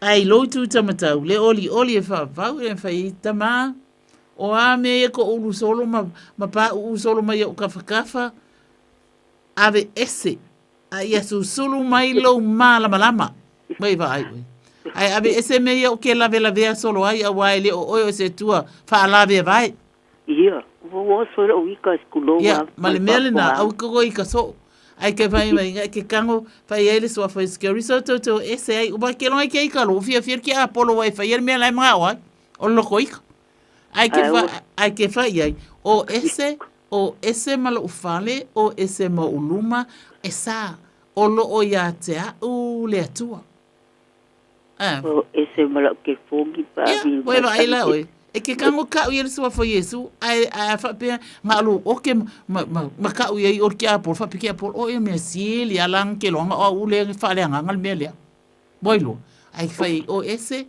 o au o le fale le nei o te nofo ai o le fale na au mai le atua o le faunga le atua sauina le toto pa ia o ke riso Yesu le fale ato le nei aleluia batu le file mu i la fanau I want to if I love ma ia te au o te aluatu a ia fa pina ona o mai i le mea o te nofo ai aleluia ia a le o mai foi Yesu ia e u mau ia te au yo au ia aleluia ai e te kamo au ngi e koe ka wangi ngā mea au ke me o nga ke apole fa la no they are not allowed in our house e ala ngo mai o lo ngofo fo ma ka ufua vai ai tama so afa manu malo Yesu Keriso ele ai se mele anga e sauta tono o lo fale when I have you Lord Jesus I have every good thing but I don't have you, Satan. Satan, you're a fool. You get out of my life. In the mighty name of Jesus. You get out. Out. Out in the name of Jesus. And if I be lo kala. Anga pa ia nga o e ke fio to tonu ya ai a winga male au angelu e ko la wapi uma kongulo fale a ula ai lalo ele ka keva la ula a wa sapa ya wela au angelu. You see? Thank you, Lord. E ke la vea e fo i lai ko kongo lo fale. Fa e sa lo fale. Nga le mamalu a le tua male nga pa ia ya fio mai to tono lo fale. Ai sa nga sa te mea fa ka la vea vai. A ka sa. La be kala ko sa ngol la o fio. Wala pa le vili mai au. Ele ko miskel fongi ai sa wa ya. Lo fa anga ala ka mele o pe o ke ngo fo wo le pia ya ke longa la we wa kwa le tua me o ko inga ke fongi nga o me ngo ele kaimi ke fa fe nga lo ke fongi ya fo la nga you know that is going on there's a lot of things going on like that I unge e manga ku nga ku yai anga pa oh sorry you know I got no time for people like that I only have time for Jesus we vai la we inga ke ai se lo le menga e wa po fa ko e nga ka o mai ngole mele o le vidi mai ka nga ka ia ke o e ke le lo po ai ia ke ai ko mai fo ke po mo ke vidi pe manga ska kalo pe manga ka le ai awa a fa pe ai le o vili mai o menga e we you get out ele ai mo me ka nga ka mi o le anga ngai le ka o mai nga lo ngai ngo haleluya ai fa ya le ka mai nga lo ngo ia ke ka wa kula le swafa o lo wali e ke alu ese ai you know au ke fala bela be mai lo ke fongi wa mai maulo kai mi o ke kau kala ko ia ki o ia o le fa ia le vi ngolo o tu wa va ai la o e vai lo ke fongi a fo ile u fa ia ku ai e ke lo ele fa lo wa e ki apolo e pe o le le nga tangi wa ngalo ia ki o nga upo le tua Fai mai o lo fe alo alua i le leonga tangi. E pe o ya, le ke apolo pe o le leonga tangi. Ya e o ke koe mangaku, I rebuke all those kind of calls in the name of Jesus. You are not allowed in my phone, not in my house, not in my mind, not in my ears. You get out of my life in the mighty name of Jesus. I am a child of God. Hallelujah. Angalele atu se au whanau, whamanuia se au whanau, whawhetai le alolofa mai o se au whanau, ia o te lefti alu, a e a ngalua atu lo wangang pa ia ila whanau. E o mai nei mātou te nonofo ai. Hallelujah. Praise God. But you got the right. Ia ke ole pule, ia te ole pule. E ke whaakongu ai, i mea umara whai mai wai awatu ia te ole pule. E manga ola le tu, e wha ngā kakaula o pule. Aia. O kei mai dia, langa lele la umara taimi, a lo o iai kōli lunga, ko kiki o ke ngia mai a uele li pule. I'm sorry, se aso ke mo le si o uso pele po kakara ngoe alea. Okay, dia. Mga miara kakaro me ngi kai mi wha mole ale o te talo ata ma, la wha malolonga mana. Ioe i sua wha manu mali ske riso le atua, a pātu a au. Ioe i lo a fine, ve se le loto popole, o a mea le tau mawhai, o ese male mafau fau, o tina, o ese. Ele suafa manu malo eskerisa e fa susulu atu e lo mal malama e pe ola upu olo e feta lai mai ai. Pai mai o Yesu o le mala malama o le lalo lang. Amen. Hallelujah. Amen. Pai mai la ia le o Yesu o le muli mai ia te au. Ele savali o ia me la ke fa e koi. Fa savali a le leila o savali muli a Yesu. Ia ngale kau ko ai le o lo savali me nga ia nga u ke alu mai pa u ko ngol fali. Ia ngale kau ko ai le ia le savali. Fa Yesu, I can walk like a princess of the kingdom. In the mighty name of Jesus. Amen. O lea foi.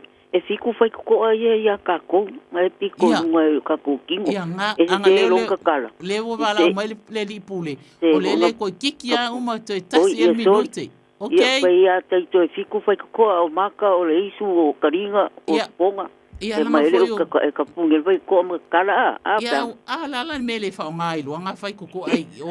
Lange no ko nga ta ka wo wa wa. Ai me nga ke fa nga ia fai ko. Fa nga ia inga fai ko ai nga. Hallelujah nge ke o ke ngia ele li pule. E pe ko kasi elo mi nguke. O ia sorry darling. God bless you ka tanga pa maria. Hallelujah. Mangui ele mo falo ma ka ai. Ai sei sia so ngai fa ko SML ya taito. O ia fa ko esa ko ia. Not tonight, lango umalkai. Ia, okay, ia. Love you. Love you sanga. Love you, dear. So ifua, hallelujah. Hallelujah. Ia whamalia atu lava taito. Wa ouloa. Wa o maalo o taimi. A le te tu ava noa. E se lo le te winga i winga o Yesu. E taito. E te winga i winga o Yesu. E te tu ava noa. Oh, hallelujah. Oh, glory to God. Thank you, Lord Jesus Christ. Iona ia wo umai na watola to mana onga ona e talu ai ele ma faina mai wotaimi mai lungo le ala leo. Ia suafa Yesu Keriso ia papa iane pa ia tu pa ifo. Aole atua ia te outou umana. O tai outou mautou tai to lua ia po tama ia po tina. Hallelujah. Ia whapena foi. O nā awa ia tina i tama, ai alolofa tama. I tina, a taito. Ia, lai lue mai leo lue taito. Praise God, langa o au te whaalonga taito, langa o taito le o whiwhi au. Alleluia. Ia vi, ia lava le atua, i le swafa manu mare eskeriso. Ia e whapena i ona o whaafitai atu sa mo le whaafonga anga. Ma le tapu a inga malu, ia e mai se foi, ia angalele ia tiri mai le atua ia i tato uma whamani ia tele ia taito masiona a inga mata ngō fie, ma le alolofa i le atua, ia vi, ia i le atua, ia whapenana manu ia fo ia fufuanga le niva i aso, se ia tato toi au ria atu fo ile nā weekend, ile suafa manu malo Yesu Keriso, ia le tau au auna le nei, o pasa talusanga puletiu atoa, ile suafa Yesu, amen.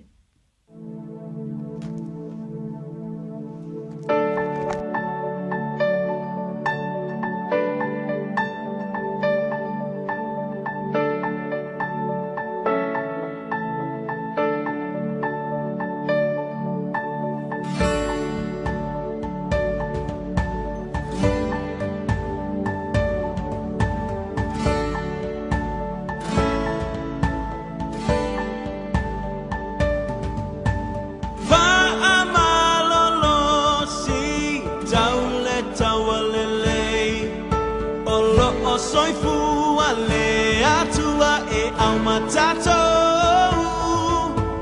Tafi mawile pa atutu a savali Pea e leo toi mama Oh yeah Fa amalolo si Taule tawalele Olo o soifu ale atua e au matato Tafi mawile pa atutu a savali Pea e leo toi mama Oh yeah Nga lulue Manu o ao o mai le po malolo Le au na lele pa amaoni Ulu pale mai ai le pia pia lo ali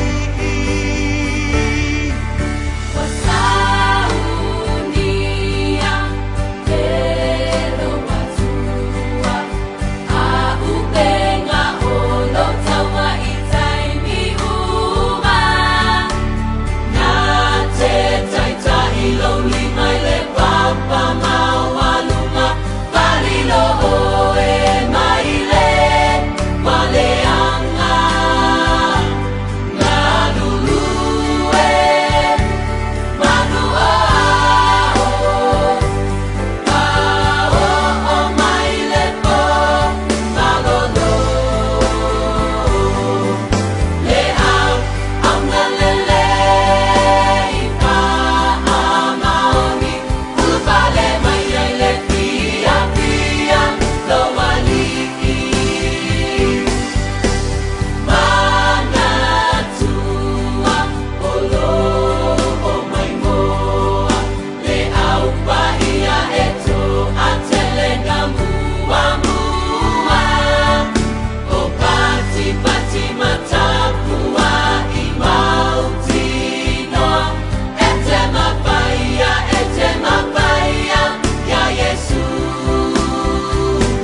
nga lulue manu ao o mai le po malolo Le au na lele ipa amaoni Ulupale mai ai le pia pia lo waliki Nga lulue manu ao o mai le po malolo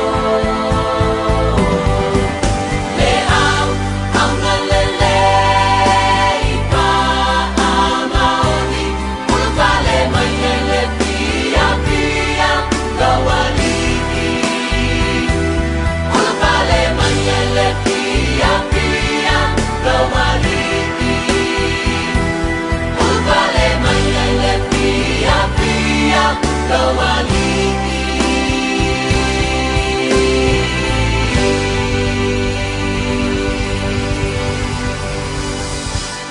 O le Casa Beds and Appliances, o le tali o manaonga, i o loa e whaatotonga ilo mauta, ini taulelei, toi anangata, e mawai moenga ngau si tutono New Zealand, whaapea se tino fōa o le potumalo lo, laulau aimano fōa, TV, la au pese, usa aisa, masini tā lava, telefoni fe aveai, maisi. A whiu ane loa i le whawhituwha Great North Road o tau, po le tolo whituiwa Great North Road i Henderson, le Casa Beds and Appliances, telefoni o valu se lau, lua lua lua, 555, o valu se lau, lua lua lua, 555.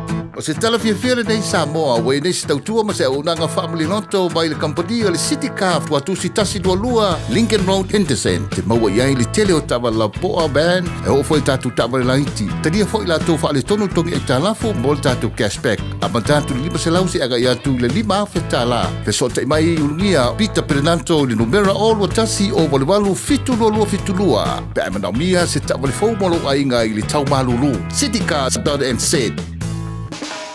Tina marfana, ole ase tau tapenanga mo le asotama. Po e mai se vilo tet a o fa matala sana tala mali e po se poka de tauwanga o le Sautama ua whaingoina o le Dad Jokes. Mo se avano e mawai sana whailonga whapitoa. Woo! Ia awani o vantu ma le 2 minuti le umi. O na tūle i lunga o le upenga ta whailangi a le radiosamoa.co.nz o le vilo e tele ana reactions i lunga o le Facebook o le amanu malo i se whailonga matanga o fie ua uma o na tāpenaina. Po lo le vilo a Dad ma lafo mai. E wha ngata le lafo mai o tātou videos i le aso tofi lua iwa o kuso le iwa i le taiao. Na lau leo whailonga i le awhara sifuru lua le pokalame a le fia mai show i le aso tofi na walea. Manuia le aso Sautama mai le pulenga mala whengaluenga a le Radio Samoa. O mana o mie o e po se siolo a inga se fisoso ani tau fe malanga inga mo New Zealand. I mata au po e peo le vaita mai no whanau po ngā luenga. A whai o lau tali o le ioe, wala au loa Ken Ferniho o le Fern Immigration Services e iailana lai sene. Ma ua silia ma le se 15 tau sanga o lana tau tua. E toa tele tangata o fisoso ani iai Ken, I mata au po tau fe malanga inga. E au fia ai mata au puna o atu le tribunal. Ma apili le minister. Tanga iane le matou Facebook, ma le upenga te whailangi I moli mau. Mo nisi whamtalanga, wala au mai le Fern Immigration Services, ma tala noa ia Luisa, I le oiva, lua ono lua, tolu lua lima tolu. Lua ono lua, tolu lua lima tolu. Po le o lua tasi, tasi lima tasi, o lima. Baby, lua hey, hey, oh!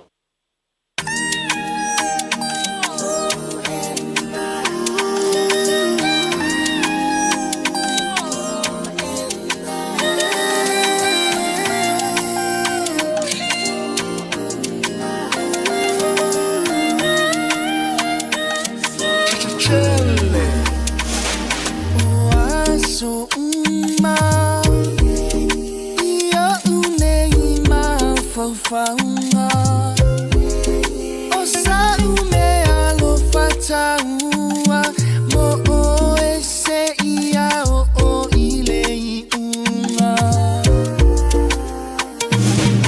Oni ono sili Te letu ua o mea unga Wana alo ule ole nei Ia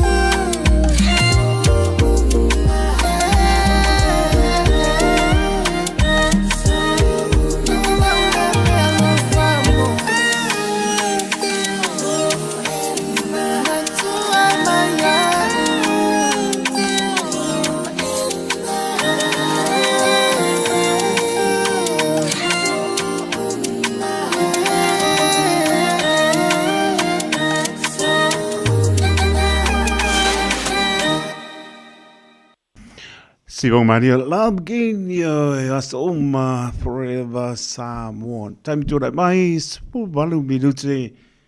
Ona tano ni July. Spuru. Ea umai portato proclame talo mo oe. Nei po ia ua te pena tō tasi lama partu ia sa ia talo sanga puriti ua toa nei po te tono po ie pa iaso lama ne ni mori soifua Maria o partua le na pa iaso despraile o mua ia te tono a toa mai lata o waa ai mori pa maroma pa tai tina por partua ia talo sanga puriti ua toa la parpo ia mesa te pena nei po kame io orta talo ese le mana ia. Te pia e tala noa i o paulo le ala tala noa i le atua o lau te tano. A e le te tano. Ia e tala ngona po i ane le ato o toa po i e o lo fia i o e reo pumoni ia e teimi e lui tau wina e soi fua e le tu ba lamba lui tau wina o no tau soi fua mara tātou wola. Ai maputa le tano e te tonu e te maua lamba le Pia, ia mai se o a foi lui tau wina ai, pi tam ping tai tau wasa il polo. E te la ngona lo pia. E te toa lama, ma e taritonu. O lo sila le li mea uma ma lo e whātua tua, ma e taritonu, la whai o manato o la ngona, e lafo i le tua. O ia lava e tap saina e ala i lona lava ngang pa ia, o so ni sili le o e tātou. Mori pa mano ma pa tai pa tu ata sanga mano pa tai mon nei por krame me se la ton mano le tru e na mo mai no e a tu li vai a matano tano le li o mai fi tam pa ta tu atu le li e ta talo le li la ani tasi lua ya upo te talo u fa fonga le li la talo spa ponga nei por krame le spray mo mo le tu la valu pen masani ai ile lofa mananga le lo ta to tua ia te tono maloli lau tā po inga usani po imano longa le nei po, mure atu le nganga pa maroma pa tai i lau tā po inga e mese o lau tau talia ina o lau whaatau waa i mauta malawa, tono lo sā, pingar vengo atunu e mamau, pia lava sai maputa mai ari tātou maputanga mai le fiapse i pa i manei taimi. Ia, mai ta ele o le nganga o le roto e matu o le pa maroma pa tai, le lama langona o taito se o ona whaatau waa, ia pa mo le lofo le tu pa lava so ngona ne ia pa malia ina lau tapo inga Samoa lava le pinga lo pa ia ne tu lo pa no manu ia wasa mo tai au pa petai pa tele le le pa tai manatu mai ba lo tu sai le so ta to ia pangana male le ia spai vai asa ma se mau ia tampo lava ina ia atoa ia ato liursa e pisi ar sami. Pe me role upure tunu. Poto tau tai se la natu. Iama, ia pa moe lama. Te maa tele lo toa nganga ke siana o te maa nganoi. Manu ia mano longo le nei po tia i tātou i awa lofa o le li. Le ia pudau tele o lona lofa tu noa e marutia ai tātou mano longa le pong sa. Tātou moe mto whae lo na ngare lei. Maua le soa tai ao. Po linga pe tātou i lona lofa ma lona ngare lei. Mria pole anga e tuli wikena mese o sa pati o mua ia whaatasi mai le atua tātou po lau whaatasi manu ia i mea uma a lofa tele atu manu ia mano longa o le neipo taito taloto le au na soipua ma ia manu ia.